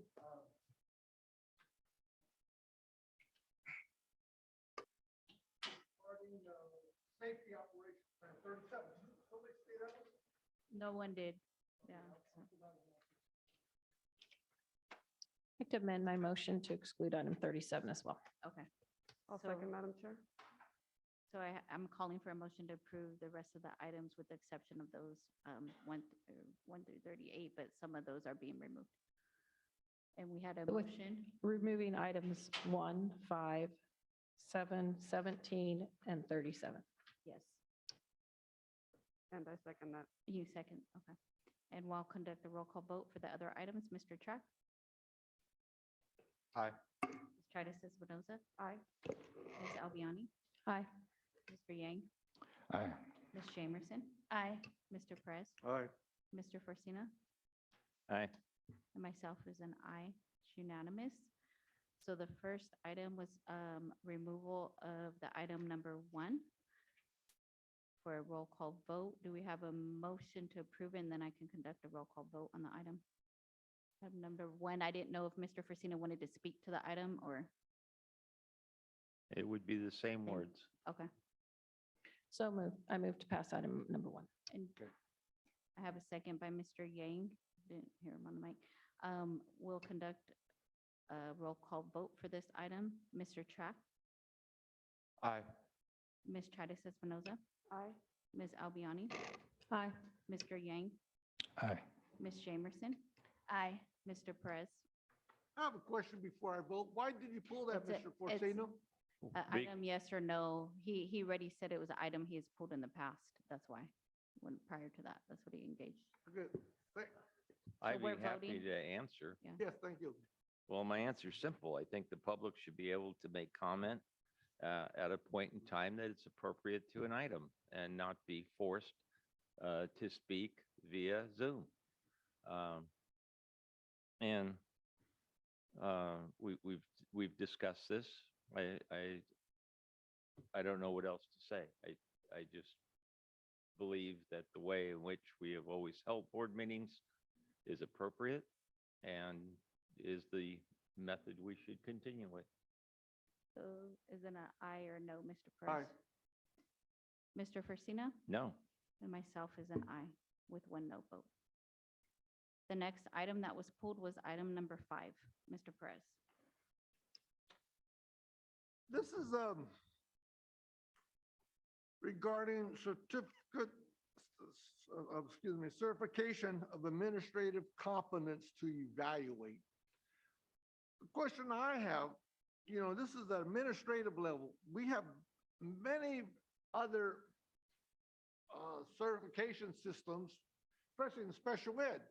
I was wondering, why don't we have anything in the special arena incompetence, like as paraeducators, all the way to specialists, caseworkers, things like that, like a program internally. We have a program for administrators internally, but we don't have other model programs that very like this for special ed. So is any of my fellow board members concerned about that? Or why don't we? Do you ask yourself about that?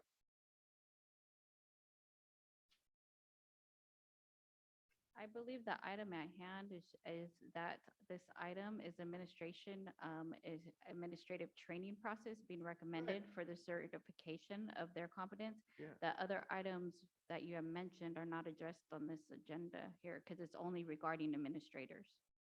That's my understanding. I understand that too, but yet I was wondering if any of you have ever thought of maybe talking about this or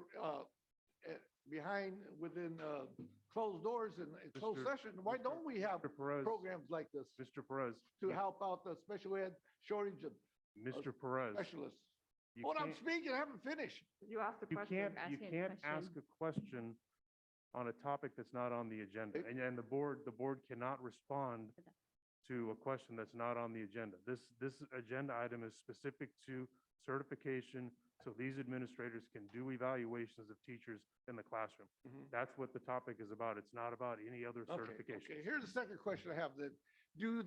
Are they certified to evaluate special ed staff, administrators, case managers, program administrators, anything within the arena of special ed? Do they get people- trained to do that? You get it. They are certified to do evaluations for certificated staff within their area of responsibility. That's regular ed, special ed, whatever is within their area of responsibility. Okay. Do we need more special ed administrators, evaluators? Or do we have a shortage of them also? That's off the topic. That's a separate item because No, it isn't. It is because this is specifically requesting certification of administrators' is- competence to evaluate newly hired district administrators. Right. What I'm wondering about, do we certify administrators in the special ed arena? Or do we have a shortage of them? If you want Do to we have, need to if you certify want to more? have That that would be topic, then that topic would have to be brought through the president to potentially be put on an And that agenda. would be That's not on the agenda right now. That would be a separate item, so we're only talking to item 5 right now. I am too. But I But want it to get is- clarification. Number 7, financial impact. Approval of 2023 medical benefits carriers. When you look at that, oh, yeah. I'm still having problems with my computer over here. I've been having problems with it last month. But it's my understanding, on that form that I just saw on the agenda, they said no fiscal impact. They didn't put anything on there. They didn't put fiscal dollars. When are we going to get the fiscal impact dollars that we're going to save as a result of this? And I like to know, because of fact, we maybe need to channel out to special ed services, low-income students services, It'll be part of math the and first English, interim.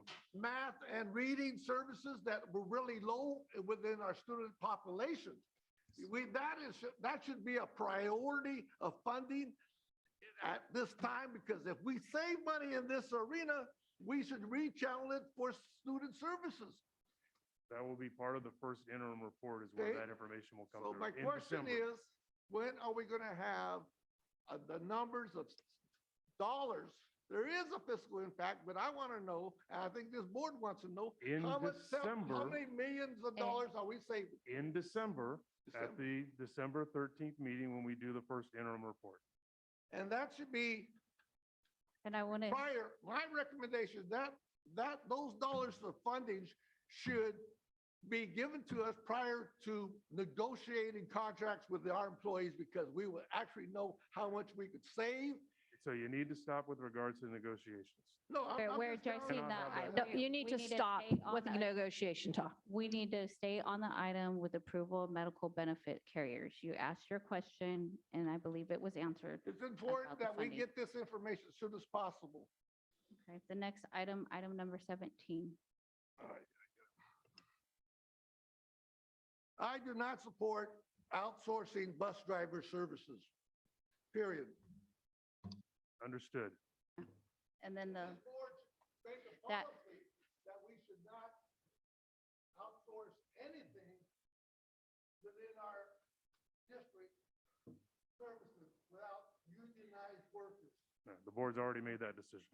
so the next item, being that you don't support number 17, the next item is 37.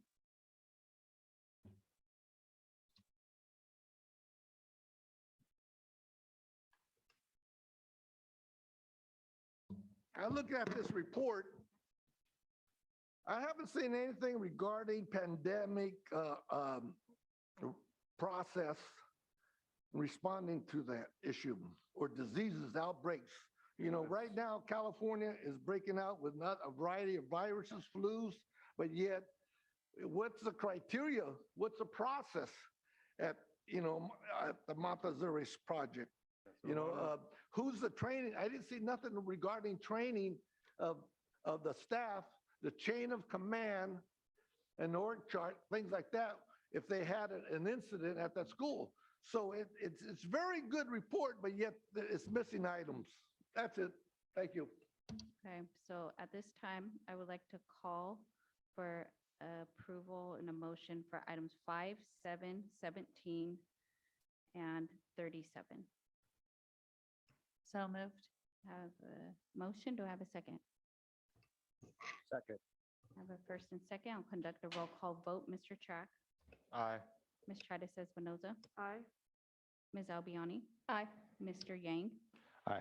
Ms. Jamerson, Aye. Mr. Perez, Aye. Mr. Forcina, Aye. and myself is Oh. an aye. It's unanimous. We will take a 5-minute recess break to be back around 8:11 or so. Give it a few minutes. You go get your phone?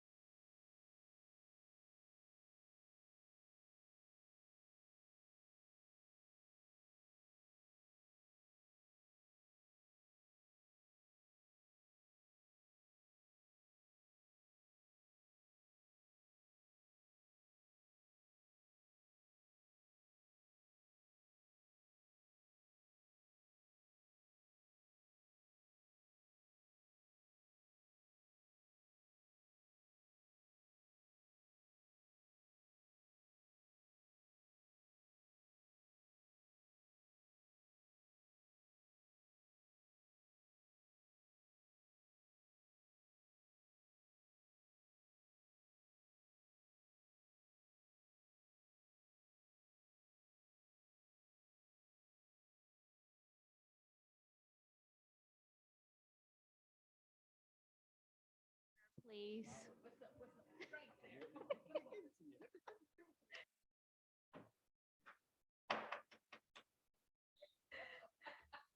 The next item we are going to, which is on the agenda, is the Race and Educational Equity Update. I'd like to call on Ms. Lisa Lavasser. If you can please come on up to present. Thank you.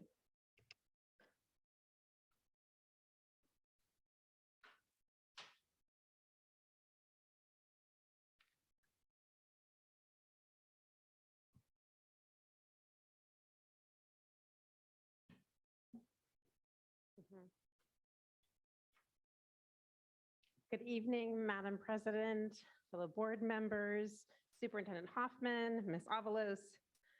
I am thrilled tonight to be able to introduce our first educational equity presentation for 2022-2023 school year.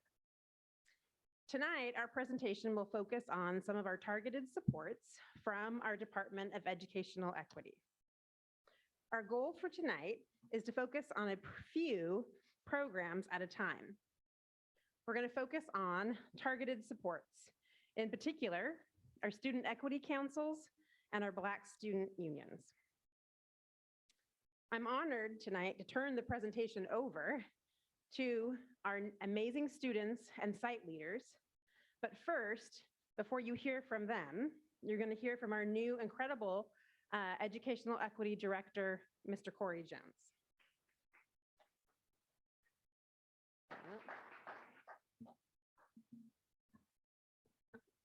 I'll be sure to ask Ms. Lavasser to write my obituary. That was terrific.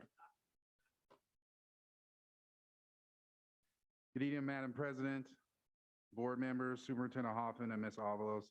My name is Corey Jones, or CJ, and I am, as of October 3rd, the new Educational Equity Director for Elk Grove Unified.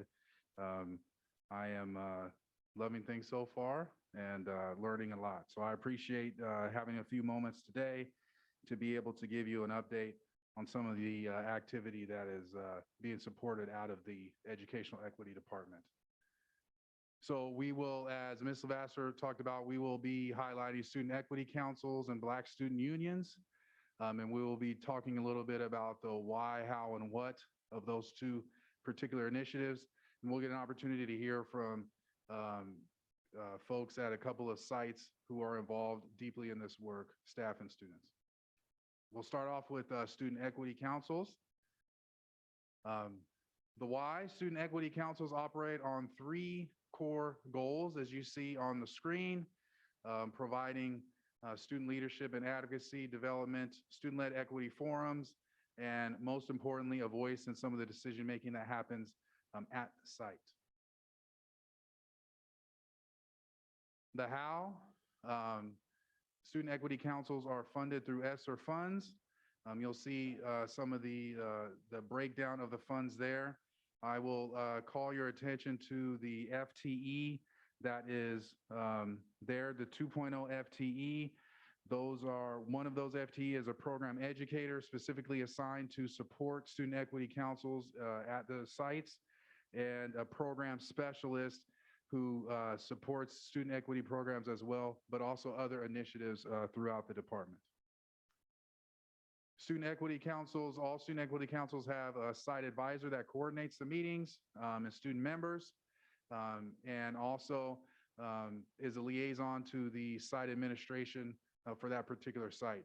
Some of the program metrics that are used are here on the screen, looking at the meetings and student participation, as well as survey responses from student equity council members and students at the schools.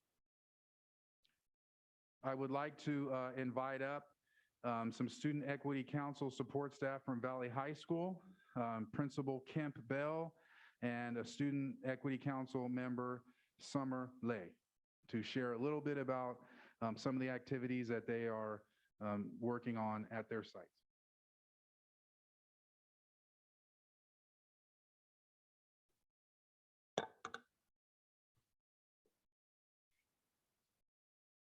Good evening, Board President Crystal Martinez-Alaire, members of the board, Superintendent Hoffman and Ms. Avalos. We are so honored to be here and to have received an invitation.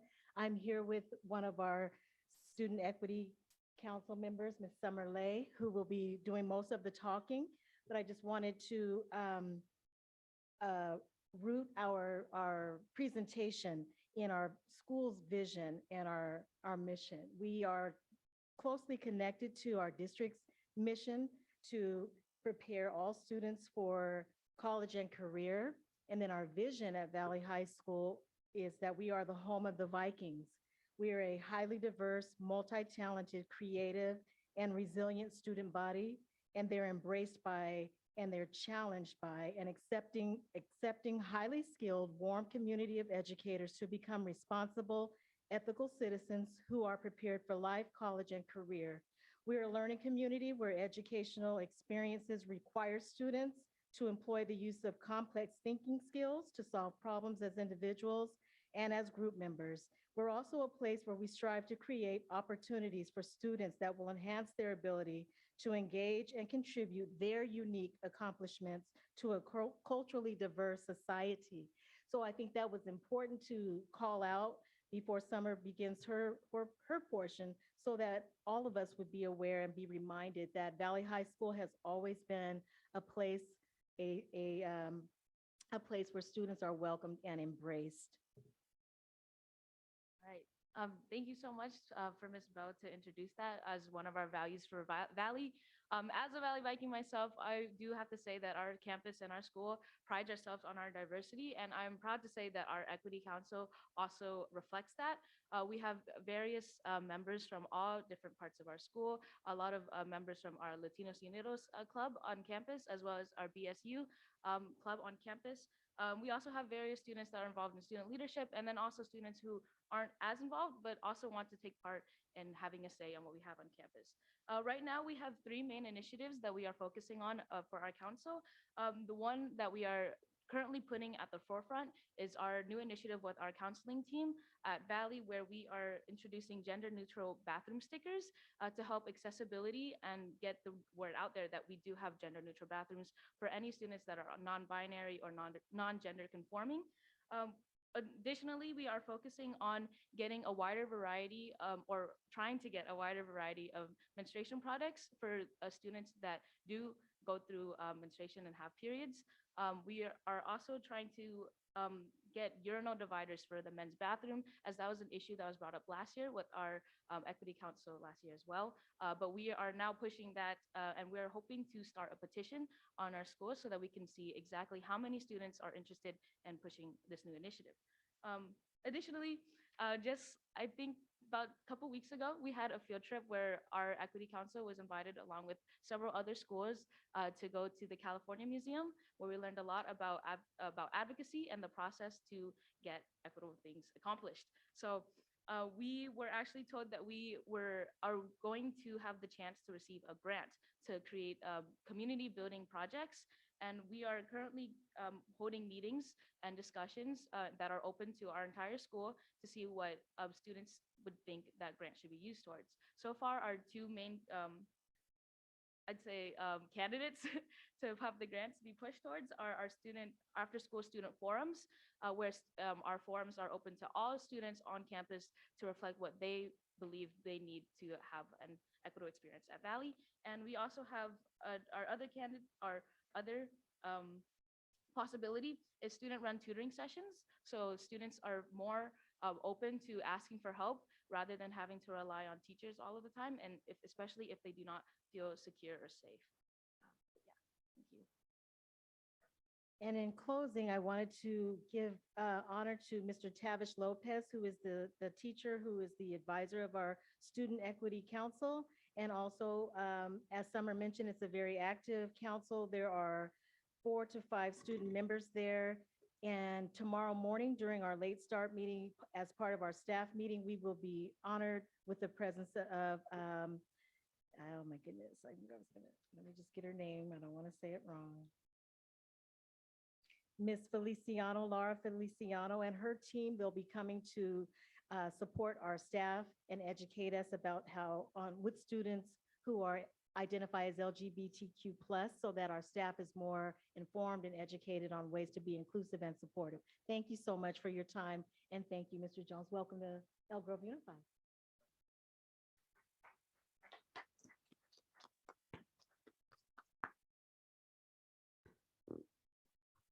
Thank you, Principal Campbell and Summer Lay.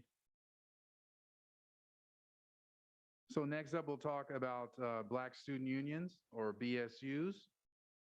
The why, the district pillar specifically calls out a focus on supporting students who identify as Black or African American.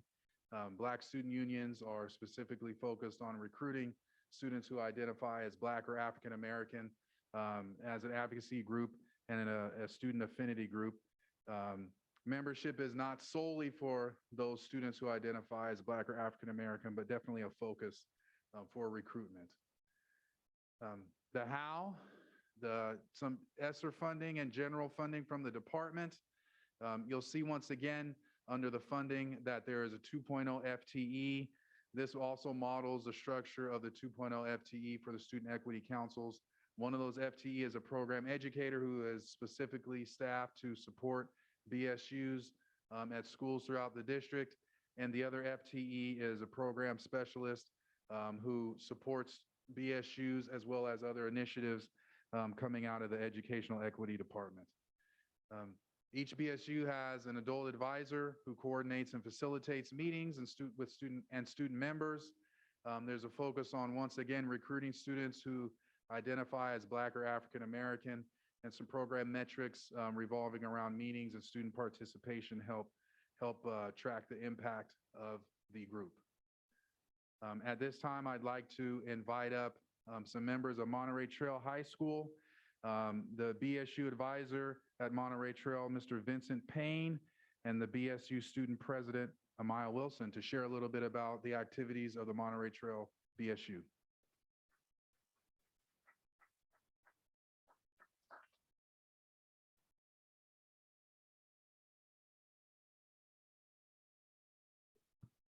Good evening, Board President, Dr. Crystal Martinez Alire, members of the board, Superintendent Hoffman, and Ms. Avalos.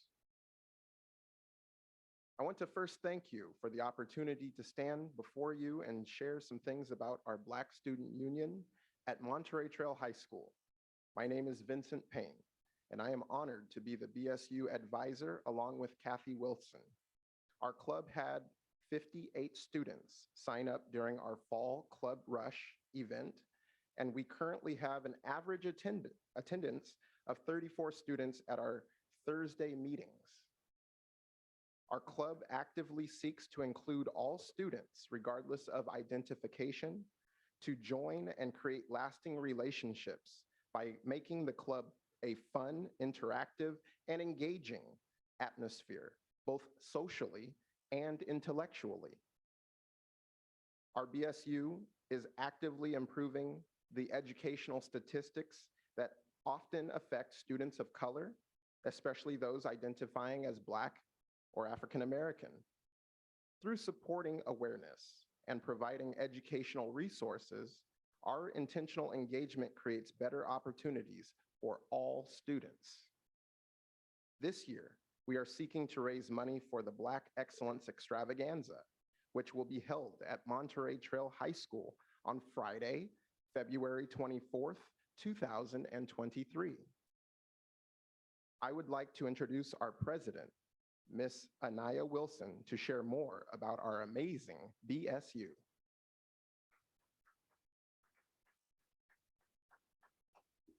Good evening, everyone. My name is Anaya Mar Wilson, and I'm currently serving as the president of the Black Student Union Club at Monterey Trail High School. I'm very excited to be here and share my experiences as well as past and upcoming events and activities. As a club, we participated in Club Rush as well as the first food fair at Monterey Trail. We recently held a walk into school day commemorating Ruby Bridges and what she did in the process of integrating schools. Our biggest event that we have coming up is the Black Extravaganza happening on February 24th from 6 to 8 p.m. So please mark your calendars. Many students enjoy being a part of BSU because of the welcoming community and safe space that the club provides for our members. Thank you all so much for your time and this opportunity.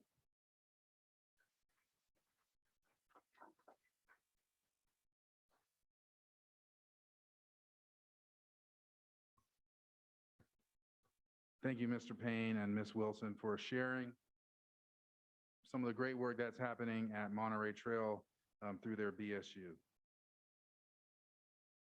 So for the board's consideration, some future topics that might be discussed in Ed Equity board updates. You can see kind of on your screen. These are all other initiatives and programs that are being supported and coordinated through the Educational Equity Department. And as we begin to align our goals and interests, this list and support may grow through time. So thank you very much for allowing me to provide an update, for allowing our students and our staff to share a little bit about the great things that are going on at their sites and throughout the district. And that's the end of the presentation. Thank you. And thank you for the presentation. At this time, I will turn it over to my colleagues to ask any questions or comments. Mr. Trapp. I actually do have one question before that. That was a very nice presentation. Thank you. I was just wondering if there were any currently pre-existing collaborative events between the student equity councils, and same with the BSUs, like between the schools. Is there anything going on where they can collaborate with each other? So there is some work that has been done, and definitely plans to link up some of the student equity councils that the feeder patterns in schools, as well as the BSUs, as those things kind of proliferate and we're able to coordinate those things. So that's definitely something that's in the works, to be able to definitely align, student equity council from the middle school to the feeder high school, as well as a BSU from that middle school to the feeder high school, to give a little bit of consistency for students and some opportunities for collaboration and extension of the impact for the programs. Thank you. Ms. Albiani. Thank you for the presentation. Two things stood out to me. Well, I had a question. I have one question. How many members are on a student equity council? Do you choose that number? Is it based on something? How do you decide? They Yes, vary. Summer. Yeah, come tell me. Folks can come How many up are in and, yours? Summer, you can come up and feel free to Oh, apologies. share your specific circumstance, but they vary, size varies. Okay. Hi.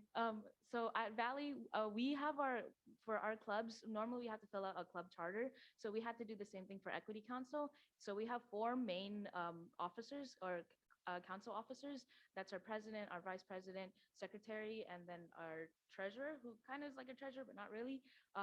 But those are our 4 main officers. And then for the council, though, at our school, we have it open for all meetings. So any student can come and participate in any of the meetings. There's normally like a group of students that come every time, but again, we keep it open so that all students are able to have a say in all of our discussions. Oh, that's great to hear. Thank you very much. I appreciate that clarification.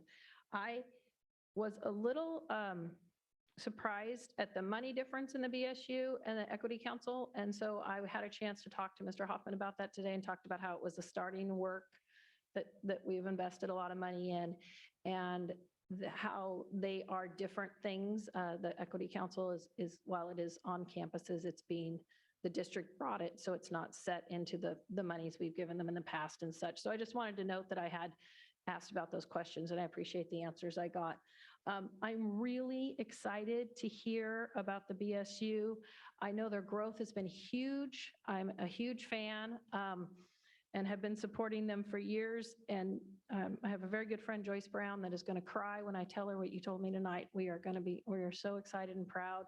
And I love hearing, and it helps me understand, Summer, when you're telling me what you guys are doing, how they're different and how they're doing different things. And that really helped clarify that in my mind, what the Equity Council is doing and more action things and taught. And the BSU is more of a community for our students to feel together. And I think the tie they make with staff in that meeting makes the world of difference for their whole school. So thank you for the work you young women are doing in your community and for your fellow students. It's fantastic. I'd like to go back real briefly. Mr. Track had another comment. So I was just gonna add to the response to your question about the student equity councils. So like what she said, it was like open to everyone, but some people show up every time, but there's also some people who show up temporarily just to voice their individual issues. That's really nice because they have someone each time who takes notes on everything, and then they have like an overall report and like try to find like solutions to each other problems. Okay, and I want to add one more thing too. This summer, they had a summer institute for the BSUs, and it was amazing. Did you go? So I'll share. I think, are you referring to the summit that Corey Bayonne had put on? Yes. So to answer also, Oliver, your first question about how we're collaborating. So that was one thing that she had put on, and we often meet with her, and we often invite her to come to the Monterey Trail BSU meetings. Also, we are collaborating. We're in contact with the middle school, Edward Harris Junior Middle School, who is next door to us. So for example, we're collaborating with them for next year for the MLK Day. And then also, like I previously mentioned, the extravaganza, that's another big thing that we're all collaborating with. So we're inviting all of the schools in Elk Grove, all of the high schools in Elk Grove, as well as open to everyone to come. But we're also inviting them to come with us. We're gonna have dances, dance performances, hopefully a drum line. This is just some stuff we're planning. And then we're also going to have a fashion show, and each BSU is going to have like a theme. For example, it can be 90s or 2000s or more hip hop or African clothing. So that's another big thing that we're planning for collaboration. Thank you so much. Mr. Yang. Thank you for the presentation. I want to just quickly summarize a couple of things before I ask some questions. And I think it's important for me to say this in public, and I'm sure this may not be the first time, but when I was running for this seat 2 years ago, 2019, 2020, I'm sorry. Part of what I was very passionate about is to close the achievement gap. And I truly believe that to do that, you got to raise the bottom up. And the bottom up, it is, Black students part of that group. And surveys shows that Black students, I should say, in the Sacramento County at the highest rate as far as suspension. And once you're suspended, you're 5 times more than likely to be in the criminal system than someone who hasn't been suspended. So part of that survey and what I've seen, I try to advocate and work really hard to make sure that we do better. So that's part of the restorative practice and some other work that we are doing here, which I really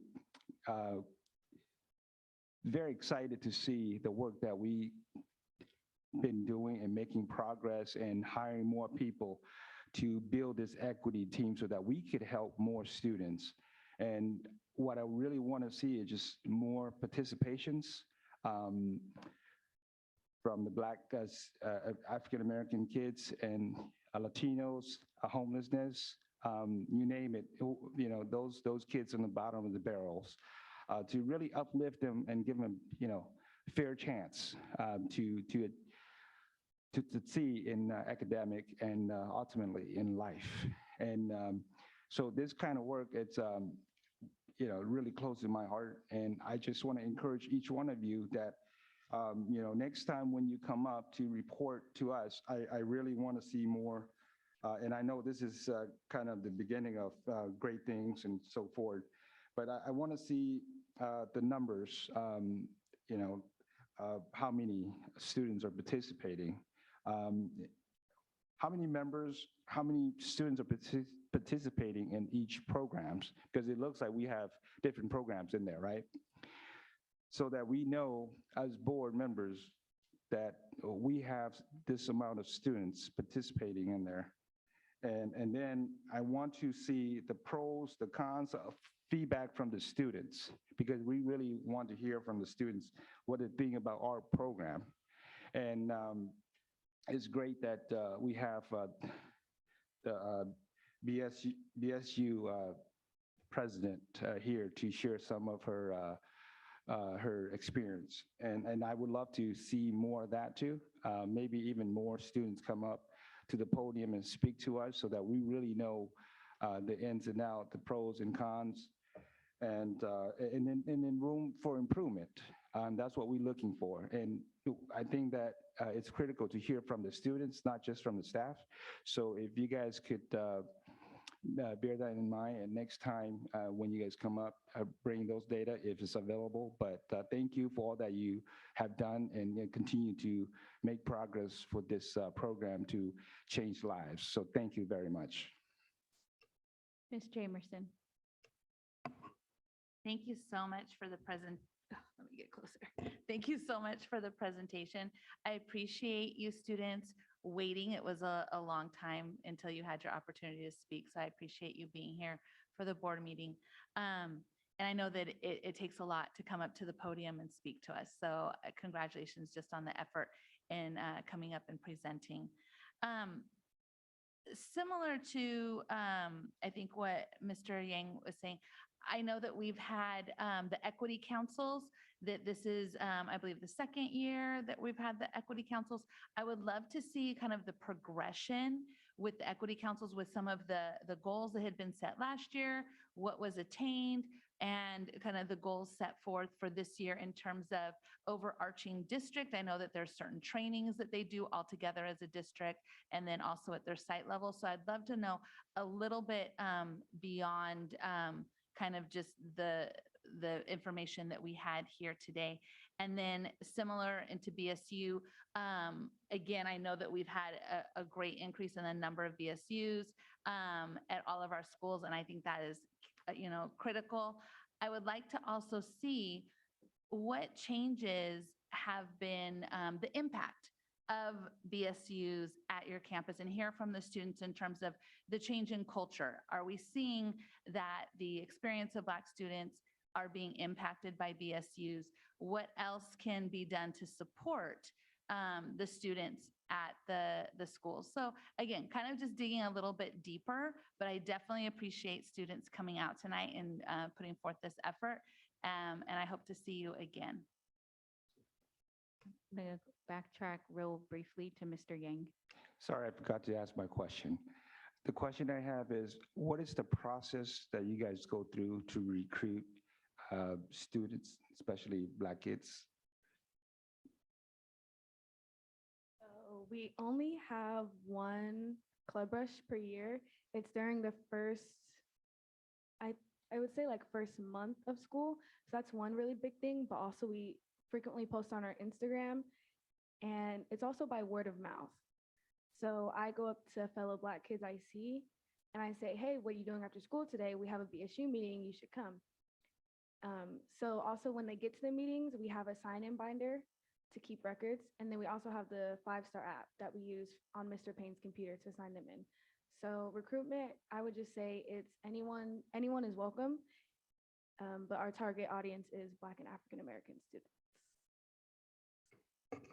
Thank you. And I guess think outside the box, which is very common these days, is TikTok, WeChat, or not WeChat, I'm sorry. WeChat is in China. Instagram, Facebook, maybe you could create some of those websites. I don't know if that's appropriate in the school policy, but all of that I think is part of, contribute to recruit more kids. And I just really like to see the progress next year or the months to come. Thank you very much. Mr. Perez, any questions or comments? Very good report. I echo my fellow board members regarding the comments.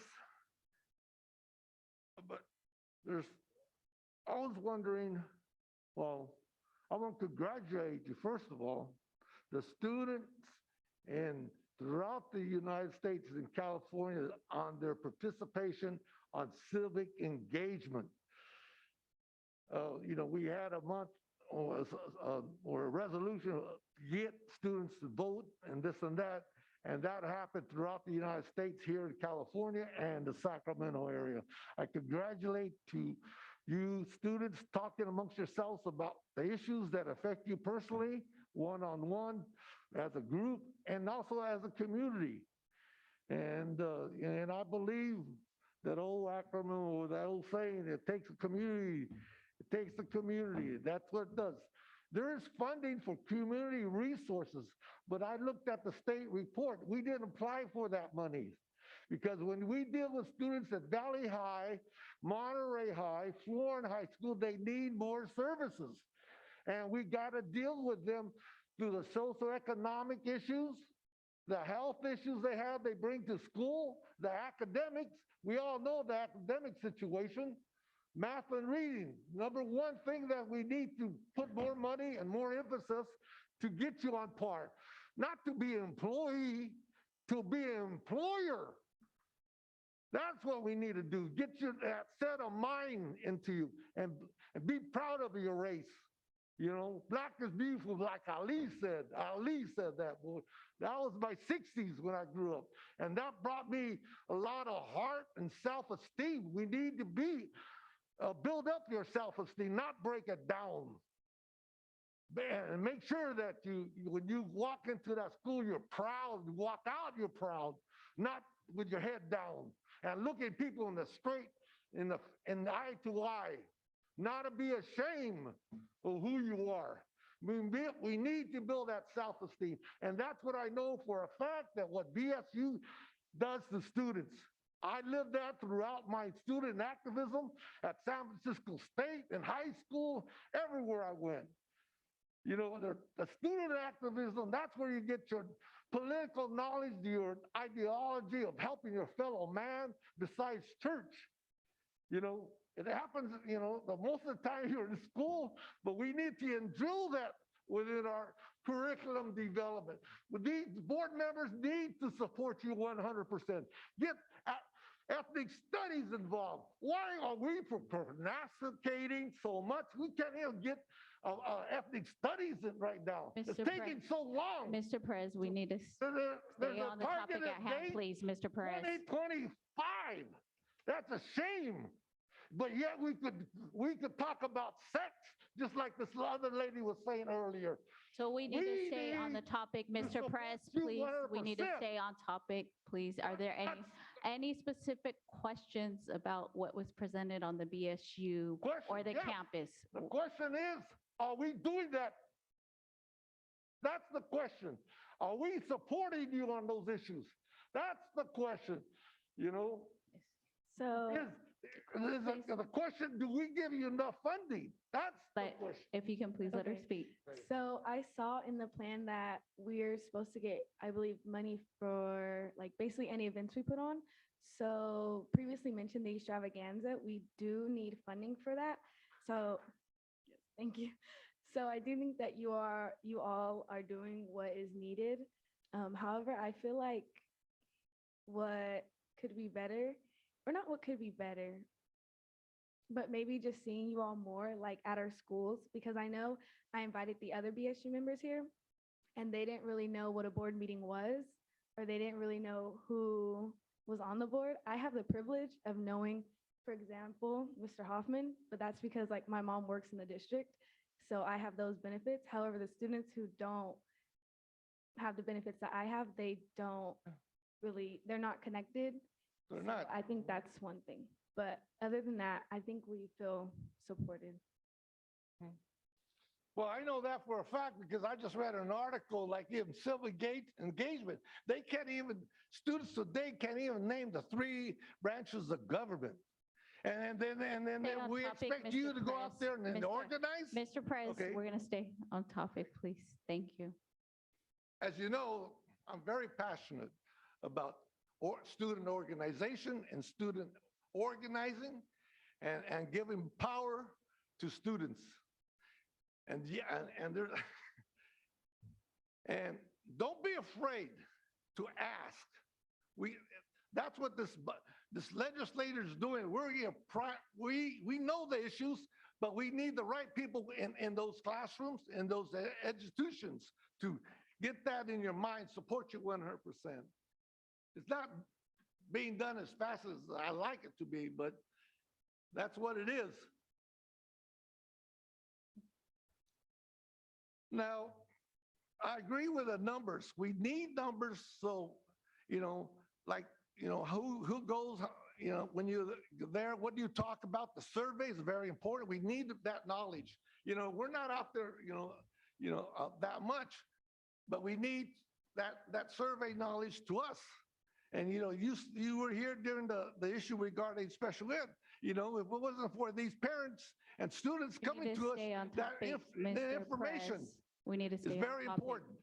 That, it goes both ways, from you to here We need and to us to stay you. on topic, That's the please. process. Mr. Perez, are there any other final comments you'd like to make? Okay, like I said, need assessment of other schools. Did you do a needs assessment of other schools' needs, like Florin High School? I didn't. Why wasn't Florin High School involved in your presentation? I was wondering. Yeah. We didn't do it. 67 This is just a schools.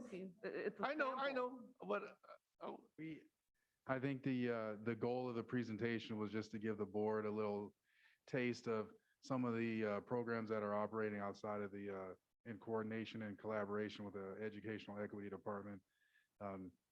Definitely, there is more that is going on, particularly with BSUs at other sites and student equity councils at other sites. This was just a sampling to be able to give you, hear straight from the sites and straight from the people who are involved. Well, one of the schools that most in need is Area 1, which is mine, and Area 3, which is Mr. Yang here. We need more support, more student organizing, telling us what they need. That's what I'm saying. And then, regardless of, you have time, don't worry about time.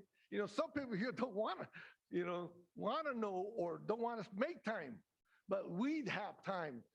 And I would like to have you, when you come back, have all the schools in BSUs. In the agricultural report, they have all the schools. And athletics, they give all the schools. And Mr. all Perez, these things. we So have, why not BSU have an all-school report? Don't limit it to just 3 schools. I believe they just answered your question. Okay. It was a brief presentation. But I'll So say, please wrap up your comment because we do need to hear from our other colleagues. okay, Student Equity Council, why wasn't the total budget not included? You're spending, you did a good report description, but in that Student Equity Council, we need to know, how many people, attend, buy schools or whatever, and also what's your budget? Is it enough to meet your objectives? So a summary of the Student Equity Council budget is on the screen now. It's funded currently through ESSER funds. And there's a kind of a breakdown summary on the budget. Is it broken down? Okay, I forgot. Yeah, I was wondering how much of that goes to the particular schools, I know it's broken out like that, but what's the breakdown by the schools? That's what I was gonna get at. We can provide a more detailed. Okay. This is You separate, definitely. Thank you very much. I know you have a lot of work out there. Keep up the good work. I appreciate it. Moving next, Mr. Forcina. Thank you, Crystal. I appreciate being able to ask some questions, and it's good to be able to learn that I need to be informed about the importance of equity in the district.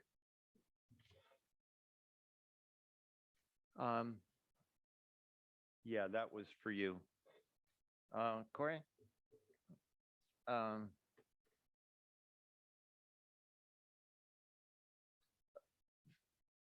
First question's for you, since it was listed on the charts, and I have had some information, but not real specific information. So I will ask you is, why is restorative practices housed in the Department of Equity and as opposed to other departments within the district? I'm not sure if I can answer that question for you. I'd probably have to. Well, you're new, and so it's kind What of I can help with unfair. that is it actually exists in multiple places. So there's the idea of being able to have, I don't know if Ms. Lavasser can speak to it as well, but the idea, it does live within student support and health services as a program, but there are also restorative practices that are of value when working through equity issues. So it is a collaboration that happens between departments, and Lisa and- will be able to say that better than me. Yeah, we've talked about restorative practices and its relationship with PBIS, which sits with Don. And That's correct. and yet we take another whole concept, restorative practices, and put it somewhere else. It's really not so. And they talk to each other, they coordinate with each other, but we are splitting an initiative. It's not a split of the initiative. It's a matter of, I do understand what you're, the perspective of that, but it's the idea that, and the core is in student support and health services. That's where, and it's tied to PBS, as you say, but there are key components of that work that are really valuable in doing the equity work. It's one of So, okay, let me ask it this way. Let me ask it this way. If we're going to provide training on restorative practices, who gets it? Corey get it? Don get it? Who gets it? Do they? You mean who gets the training or who's responsible for providing it? Who has the responsibility? Who has a responsibility does to the work? train? Yeah, for the training. That's being developed, but I would also kind of echo what Superintendent Hoffman said. It would be a coordinated effort through individuals in many departments. That would be the goal. Yeah, when you do that, Mark, help me understand why, if PBIS sits with student support services, why restorative practices doesn't sit with it? Well, so we're fortunate to have actually Ms. Stevenson, who's heading this up, and Diane was actually used to be in the Department of Student Support and Health Services. I think the important thing to, I appreciate the question, because what I want to make sure that you and the board and the community knows is that we're not fragmented in what we're doing at all. And our superintendent has made it really clear, and it's the direction he gives me and the expectation that my role is to make sure that all of these services are integrated. So a way to back up for just a second is we oftentimes refer to multi-tiered systems of support. Right. And I won't digress and head off in another direction, but MTSS is often referred to and thought of that it's a social emotional support. Many can view that that's what it is. And in fact, there's three legs to that stool. There's the academic, behavioral, and social emotional. Right. And so that work, for example, the work that we do regarding our framework and our approach with high quality instruction that is headed up by the Department of Curriculum and Professional Learning, it lives directly within and is aligned directly with Tier 1 PBIS, which is classroom-based services. And so the same thing could be said, for example, for PBIS, and why doesn't it live, or why doesn't instruction live? And so these things are directly linked. And really what we do is we have expertise across the organization, and these things aren't isolated. We have point people on them, and this is an example of that. And so restorative practices actually is something that initially needed to be defined. What do we as a district mean when we talk restorative practices? I say this respectfully to any of the experts that are out there vendorizing their expertise and services, but we needed to identify for ourselves what it meant for us. That's what Ms. Stevenson headed up. And the team involved everything from representatives from student support and health services to elementary ed to secondary ed. Our district head counselor was part of this. We had people from all over the organization that were part of this.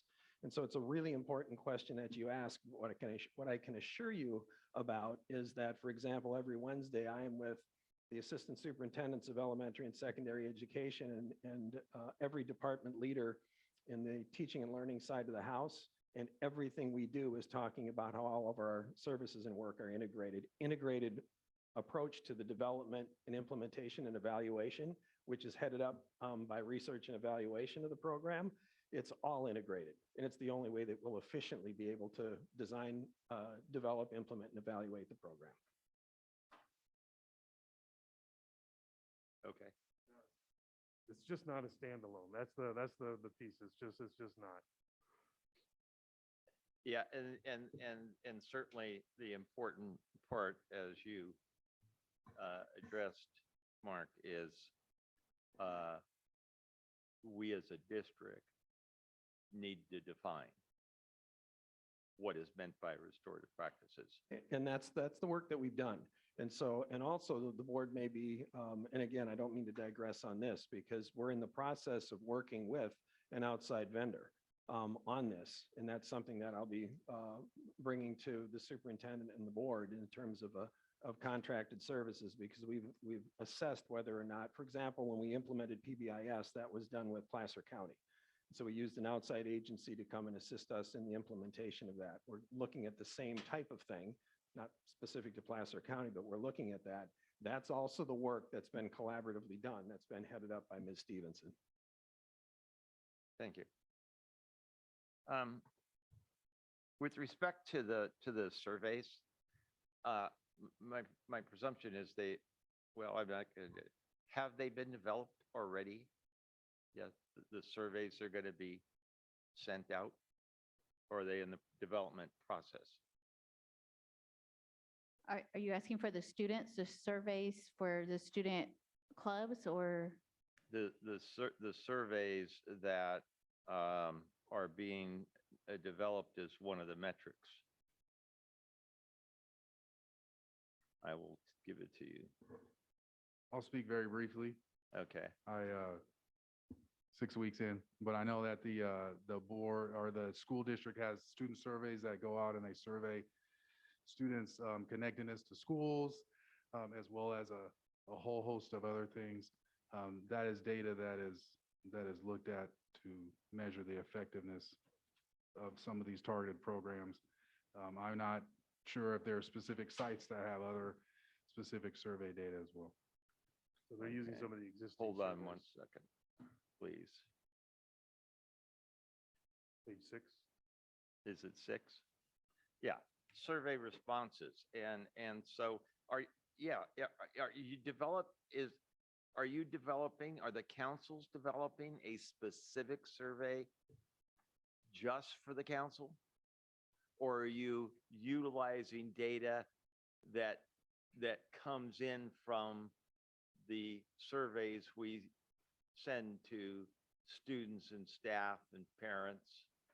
It's actually a combination.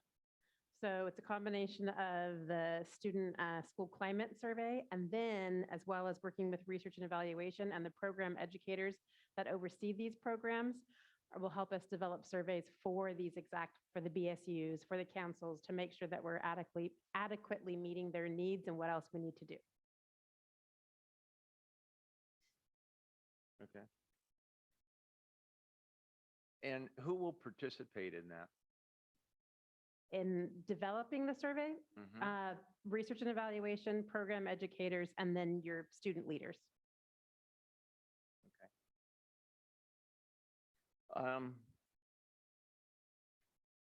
With respect to feeder schools, and I'm glad that you mentioned them because of the importance of working with the feeder schools. And I know we're early in the game. But at this point in time, have there been any discussions in terms of doing work with the feeder elementaries with respect to what lies ahead for them in a positive way? And even more importantly to me, for the parents. So we do have some BSUs at elementary schools. There was Good Day Sacramento piece recently on the Elliott Ranch VSU that's doing some great work. They are beginning to kind of proliferate into the elementary space. Same with the student equity councils. That work is kind of just beginning. As you can imagine, how these programs would operate and function in the secondary segment would be quite different than the elementary segment. So we're having to kind of be mindful and purposeful, in how they are rolled out there. But it has, definitely begun to happen and to spread into the elementary schools, both programs, particularly BSU, which we have one already, and student equity councils, we're in communication, trying to kind of work through some of the kinks on how a student equity council would run and operate. Okay. Now, student equity councils came to be a part of the Department of Equity under a bunch of initiatives, discussions, so on and so forth.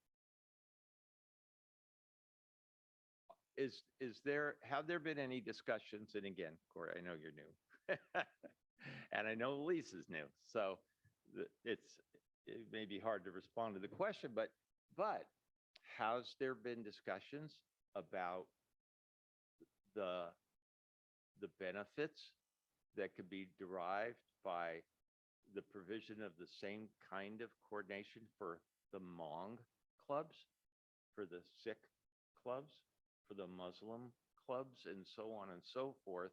And we heard some of the kids speak tonight, because in terms of what we want to accomplish, it's not just for one group in particular, it's for all kids. And since we have other clubs that participate, what are we doing about them? And I say this for a lot of reasons. One in particular is financial, because right now the funding source is ESSER, and we know, and we've talked about it, that when ESSER goes away, lots of things are going to go away unless they can be supported by their data.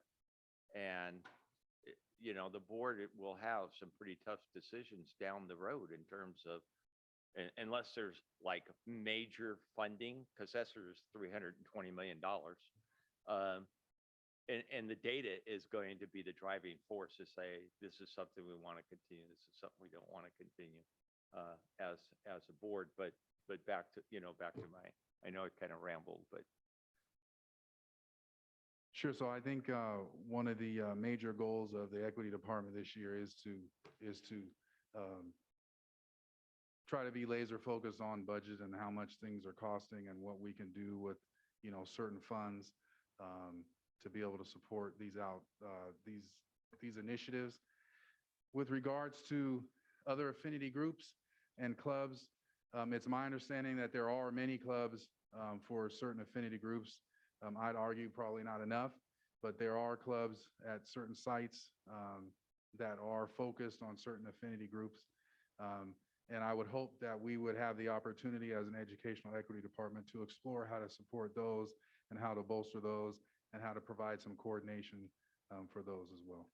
Yeah, and I just can't imagine not doing that. Mr. one Farsina, piece- yeah, I was done. gonna say, just being conscious of our colleagues I too. know. So if you can please finish your thoughts. The rush day is it Ariel? Anaya. We had the club rush day you addressed. Is that the club rush day that the high schools have? The days set aside for all the clubs, and so you're part of that. Yes. Yeah. Okay. I just So want to. it's at both lunches. We have A lunch and B lunch. And what happens is all the clubs who have filled out the charter and got approved to become a club and start a club, they all kind of, this year we lined up or we gathered in a circle around the quad, and we had our sign up sheets. You could bring anything representing your club or incentives to hand out to members who signed up. So it's just a sign-in sheet, and we all, if you want to join the club, you fill that out, and then we reach out to the members and hold meetings. Thank you. Mr. Track had a hand up. He wanted to add something. I just want to add to your answer your question. Like also what she said, they just, so for our school, we have first lunch and second lunch. And basically what the clubs would do, all the approved clubs, they would set all their stands around the quad during lunch. And what they would do is they would advertise their clubs and get people to join. And they would have a whole sign-in sheet so they can document and keep track of who's members and who aren't members. Okay, thank you. The last one. Again, I realize you've been here a couple weeks. Last summer, the board had pushed, last summer before. God, time goes by so fast. The board pushed really hard to have proposals that were targeted to Black and African American youth. Are those proposals under your umbrella? Yes, and we're currently in the process of reviewing those proposals and trying to finalize with vendors so that they can continue to provide outreach, specifically focusing on students who identify as Black and African American, but obviously, with the hope that we'd be supporting, greater students as well. Thank you. Point of information, Mr. Forcina, I was told by Mr. Hoffman, those reports will be done, completed, evaluations in spring. I asked that question because, it's very important that we get input and data from those programs to continue them. And, but yet, by Mr. Hoffman's word, he said those would be ready in spring, which I don't agree. They should be done quarterly. As he had mentioned, they're reviewing the information. So I'd like to turn it over to my colleague who's been patiently waiting, Ms. Tritis Espinoza. Sort of patiently. Thank you. I won't keep you fine folks on your feet much longer. Thank you so much for coming out. First, Mr. Jones, welcome. I think this is your first presentation before the board in this new capacity. So thank you. We're really happy to have you. To our student leaders, thank you for your presentations. Our equity leaders on site, thank you for the work that you're doing and your presentations. My questions, for the most part, have been asked. I do want to associate myself with Ms. Jamerson's desire to get a little bit more information about the progression of the student equity councils. I know we haven't had them very long, but how have they been developing, and what is the course that is charted for them in the next few years? And to those of you doing this work, right, we make the high level decisions about budget, about policy, but the real equity work happens with students, happens by students. That's where the change happens. So I want to thank you so much, encourage you to keep doing what you're doing. It's more valuable and more appreciated than you may know. And they're just such innumerable and powerful ways to improve equity, right? So there have been some questions about surveys, little things like, our overall surveys, I was just reading a board communication, are very, very positive, right? And then other people come and tell us their truth, and it's different than what we see in a survey. So sharing your insights and your experience and helping us get a better sense of where we need to focus and do better is really powerful. Little things like, how do we improve the surveys that we administer to students, right? Like every year it seems the dominant social media platform is a different one. So maybe we need help keeping up with those things. So please continue to share your insights and your experience. And we appreciate you helping us to do better. Thank you. Again, I would just like to echo the comments. Thank you for the presentation. I think there's a lot of different facets or information that could be shared from the students. Looking forward to maybe future videos of the students who participate. I think feedback is critical. You help lead the way to make decisions and looking for more recruitment, more planning process. And I'd like to welcome you to the district, similar to the comments of my colleague here.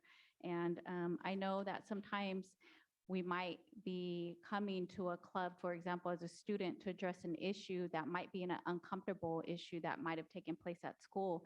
And I feel like that's where the club and the communication becomes really essential to be able to voice any concerns for students. And then also recognize that there is a lot of different events and positivity going on in the community. So sharing and collaborate resources and also communicating. I think that's really key for the programs. And I really appreciate the advisors and the students coming tonight and also your leadership under equity and presenting the information and looking forward to more future reports. So thank you all again for your time. I know you've all been waiting patiently. And so again, thank you for being here tonight and presenting this report and looking forward to more future reports. Thank you. The next item on the agenda. Is there any bargaining units that wish to address the board at this time? Seeing none, I will move on to the next item, which is the public hearing action items for consideration of the approval public notice of Elk Grove Unified School District's updated 2022-2023 special education local planning, including the annual service delivery plan, section E, and the annual budget plan, section D. I'd like to call on Ms. Regali. Hi. Good evening, President Martinez-O'Leary, members of the board, Superintendent Hoffman, and Ms. Avalos.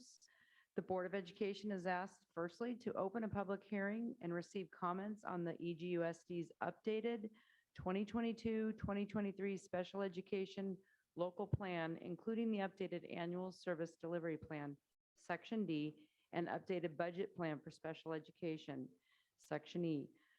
Secondly, close the public hearing after listening to comments. And thirdly, after closing the public hearing, take action to approve the Elk Grove Unified School District's annual service delivery updated budget plan for special education. Rationale is the Elk Grove Unified School District Special Education Local Plan Area is required annually to develop and revise an annual service delivery budget plan as an additional component of their approved local plan. The annual service delivery budget plan includes a description of all of the special education services provided by our SELPA, the nature of those services, and the physical location of those services. The annual service delivery budget plan also identifies expected expenditures for all items required by the SELPA service delivery plan. EGUSD's Community Advisory Committee has reviewed the proposed updates to the local plan.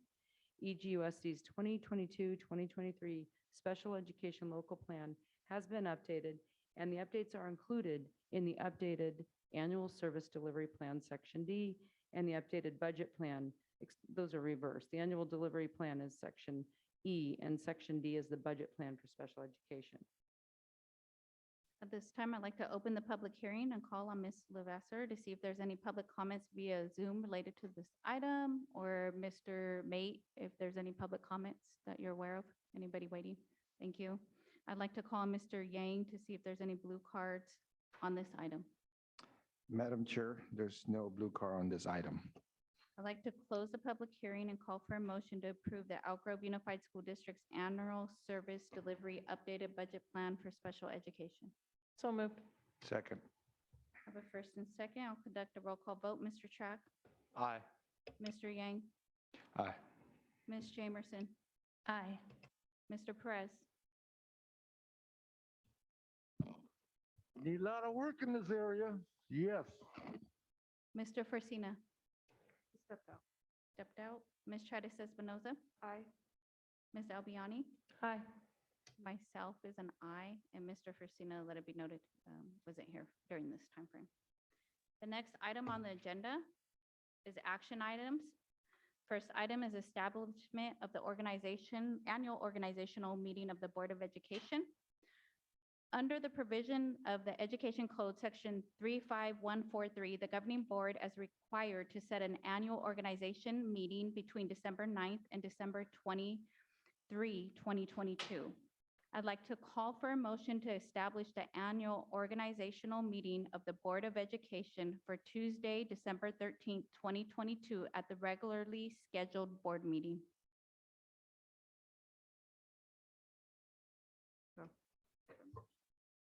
I'd like to call for a motion. So moved, Madam Chair. Second. I have a first and second. I'll conduct a roll call vote. Mr. Track, Aye. Ms. Jamerson, Aye. Mr. Perez, Aye. Mr. Forcina. Yeah, excuse me, did you say December 13th? It says December 13th, Tuesday, 2022 at the regularly scheduled Okay, meeting. I just thought I had heard a December 15th. No, sir. 13th, November 15th? yes. Yes. Ms. Chida Espinoza, Aye. Ms. Albiani, Aye. Mr. Yang. Aye. And myself is an aye, it's unanimous. The next item is item 2, consideration and approval of the Deputy Superintendent of Business Services and Facilities Employment Agreement. I'd like to call on Mr. Singh. Good evening, Dr. Martinez Saluri, members of the board, Superintendent Hoffman and Zavlos, and members of the cabinet and community. It's my pleasure to bring a verbal summary of the employment agreement. California Government Code Section 54953C Part 3 requires that a verbal summary of the proposed compensation and fringe benefits be given to the public prior to the final board action on certain employment agreements. The proposed agreement is for the Deputy Superintendent of Business Services and Facilities, Dr. Christian Coates, and it contains the following material terms. The first one, the term of the proposed agreement with Dr. Christian Coates for the Deputy Superintendent of Business Services and Facilities position shall begin on December 12th, 2022, and shall continue through June 30th, 2025. Compensation, the following constitutes the employee's base annual salary effective December 12th, 2022. The Deputy Superintendent for Business Services and Facilities shall begin on step 7 of steps 6 and 7 of the Deputy Superintendent's salary schedule. Effective beginning December 12th, 2022, her base annual salary at step 7 of steps 6 and 7 shall be $254,045, which shall be prorated for the fiscal year based upon the December 12th, 2022 start date. Benefits, the Deputy Superintendent for Business Services and Facilities, she will receive the same health and welfare benefits and retiree benefits as any other district certificated management employees, as those benefits may change from time to time. Vacation, sick leave, and holidays, the Deputy Superintendent for Business Services and Facilities shall be entitled to the same vacation, sick leave, and holidays with pay as are provided to other certificated management personnel. Travel, the Deputy Superintendent for Business Services and Facilities shall receive $100 per month for travel within the district's boundaries, irrespective of the number of miles traveled on district business and general business expenses that she incurs in the official performance of Deputy Superintendent for Business Services and Facilities duties and responsibilities. Work year, the Deputy Superintendent for Business Services and Facilities certificated management work calendar will be 246 days. The duties of the Deputy Superintendent for Business Services and Facilities will be in accordance with the policies adopted by the board and the rules and regulations of the Board of Education. The Deputy Superintendent for Business Services and Facilities shall perform such duties and assume such responsibilities as are contained in the Deputy Superintendent for Business Services and Facilities job description and/or as assigned by the Superintendent or Superintendent's designee. This concludes the summary of the employment agreement for the Deputy Superintendent for Business Services and Facilities, and a complete copy of the agreement is available from the district office upon request. I'd like to call for a motion to approve the employment agreement for the Deputy Superintendent of Business Services and Facilities. I have a question. Yes, there's a question here, and then Mr. Fresina, did you have a comment? Yes. Mr. Perez. I was wondering why you didn't add a organization chart. We do not usually add the organization chart to the agreement, but we will be glad to package. We'll be glad to give So you. everything's the same? The organization of Yes. administrative, everything like that? Yes. Correct. Mr. Fresina. I was just going to make a motion. So, Mr. Fresina, will you make the motion? I happily move to approve the appointment of Second. our new deputy superintendent. We have a first and a second. I'll conduct a roll call vote. Mr. Perez. Aye. Mr. Fresina. Aye. Ms. Tritis Espinoza. Aye. Ms. Albiani. Aye. Mr. Yang. Aye. Ms. Jamerson. Aye. Myself is an aye. Thank you. The next item is consideration and approval of the Executive Director of School Supports Employment Agreement. Mr. Singh. Thank you. The California Government Code Section 54953C Part 3 requires that a verbal summary of the proposed compensation and fringe benefits be given to the public prior to the final board action on certain employment agreements. The proposed agreement is for the following: the Executive Director of School Support, Ms. Jennifer Avey. It contains the following material terms. The term of the proposed employment agreement for the Executive Director of School Support shall begin on November 16th, 2022 and shall continue through June 30th, 2025. The compensation constitutes the following: the employee's base annual salary effective November 16, 2022. The Executive Director of School Support shall begin on step 9 of the Executive Director of School Support salary schedule effective beginning November 16, 2022. The base annual salary at step 9 shall be $167,157, which will be prorated for the fiscal year based upon the November 16, 2022 start date.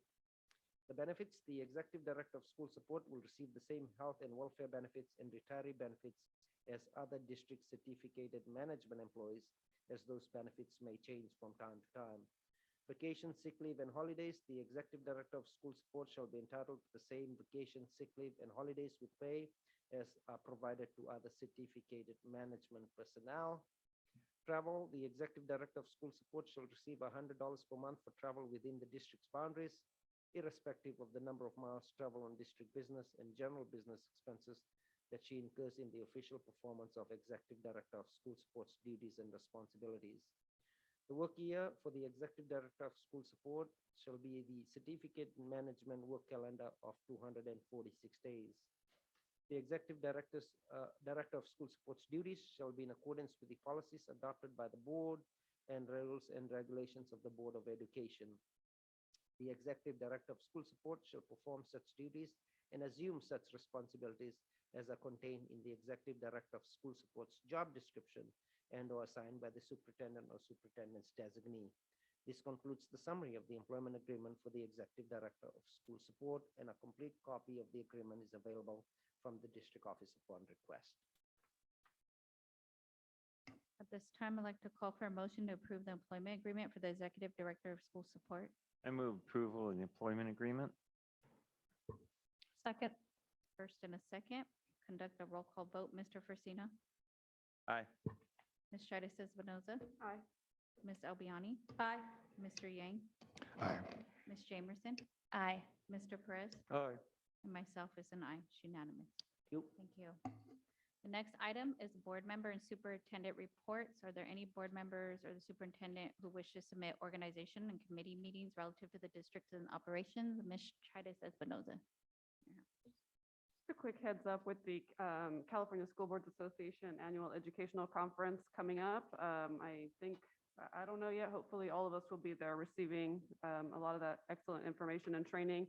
Preceding that is the delegate assembly meeting, which some of us will also be participating in. I was just notified that I've been asked to facilitate one of the workshops to develop the one of the 4 policy pillars, which form the basis of the advocacy efforts for the organization. So I'll be doing that, and I'll also be doing a workshop again on legislative advocacy for school board members at the conference. So if that's of interest to anybody, feel free to join me.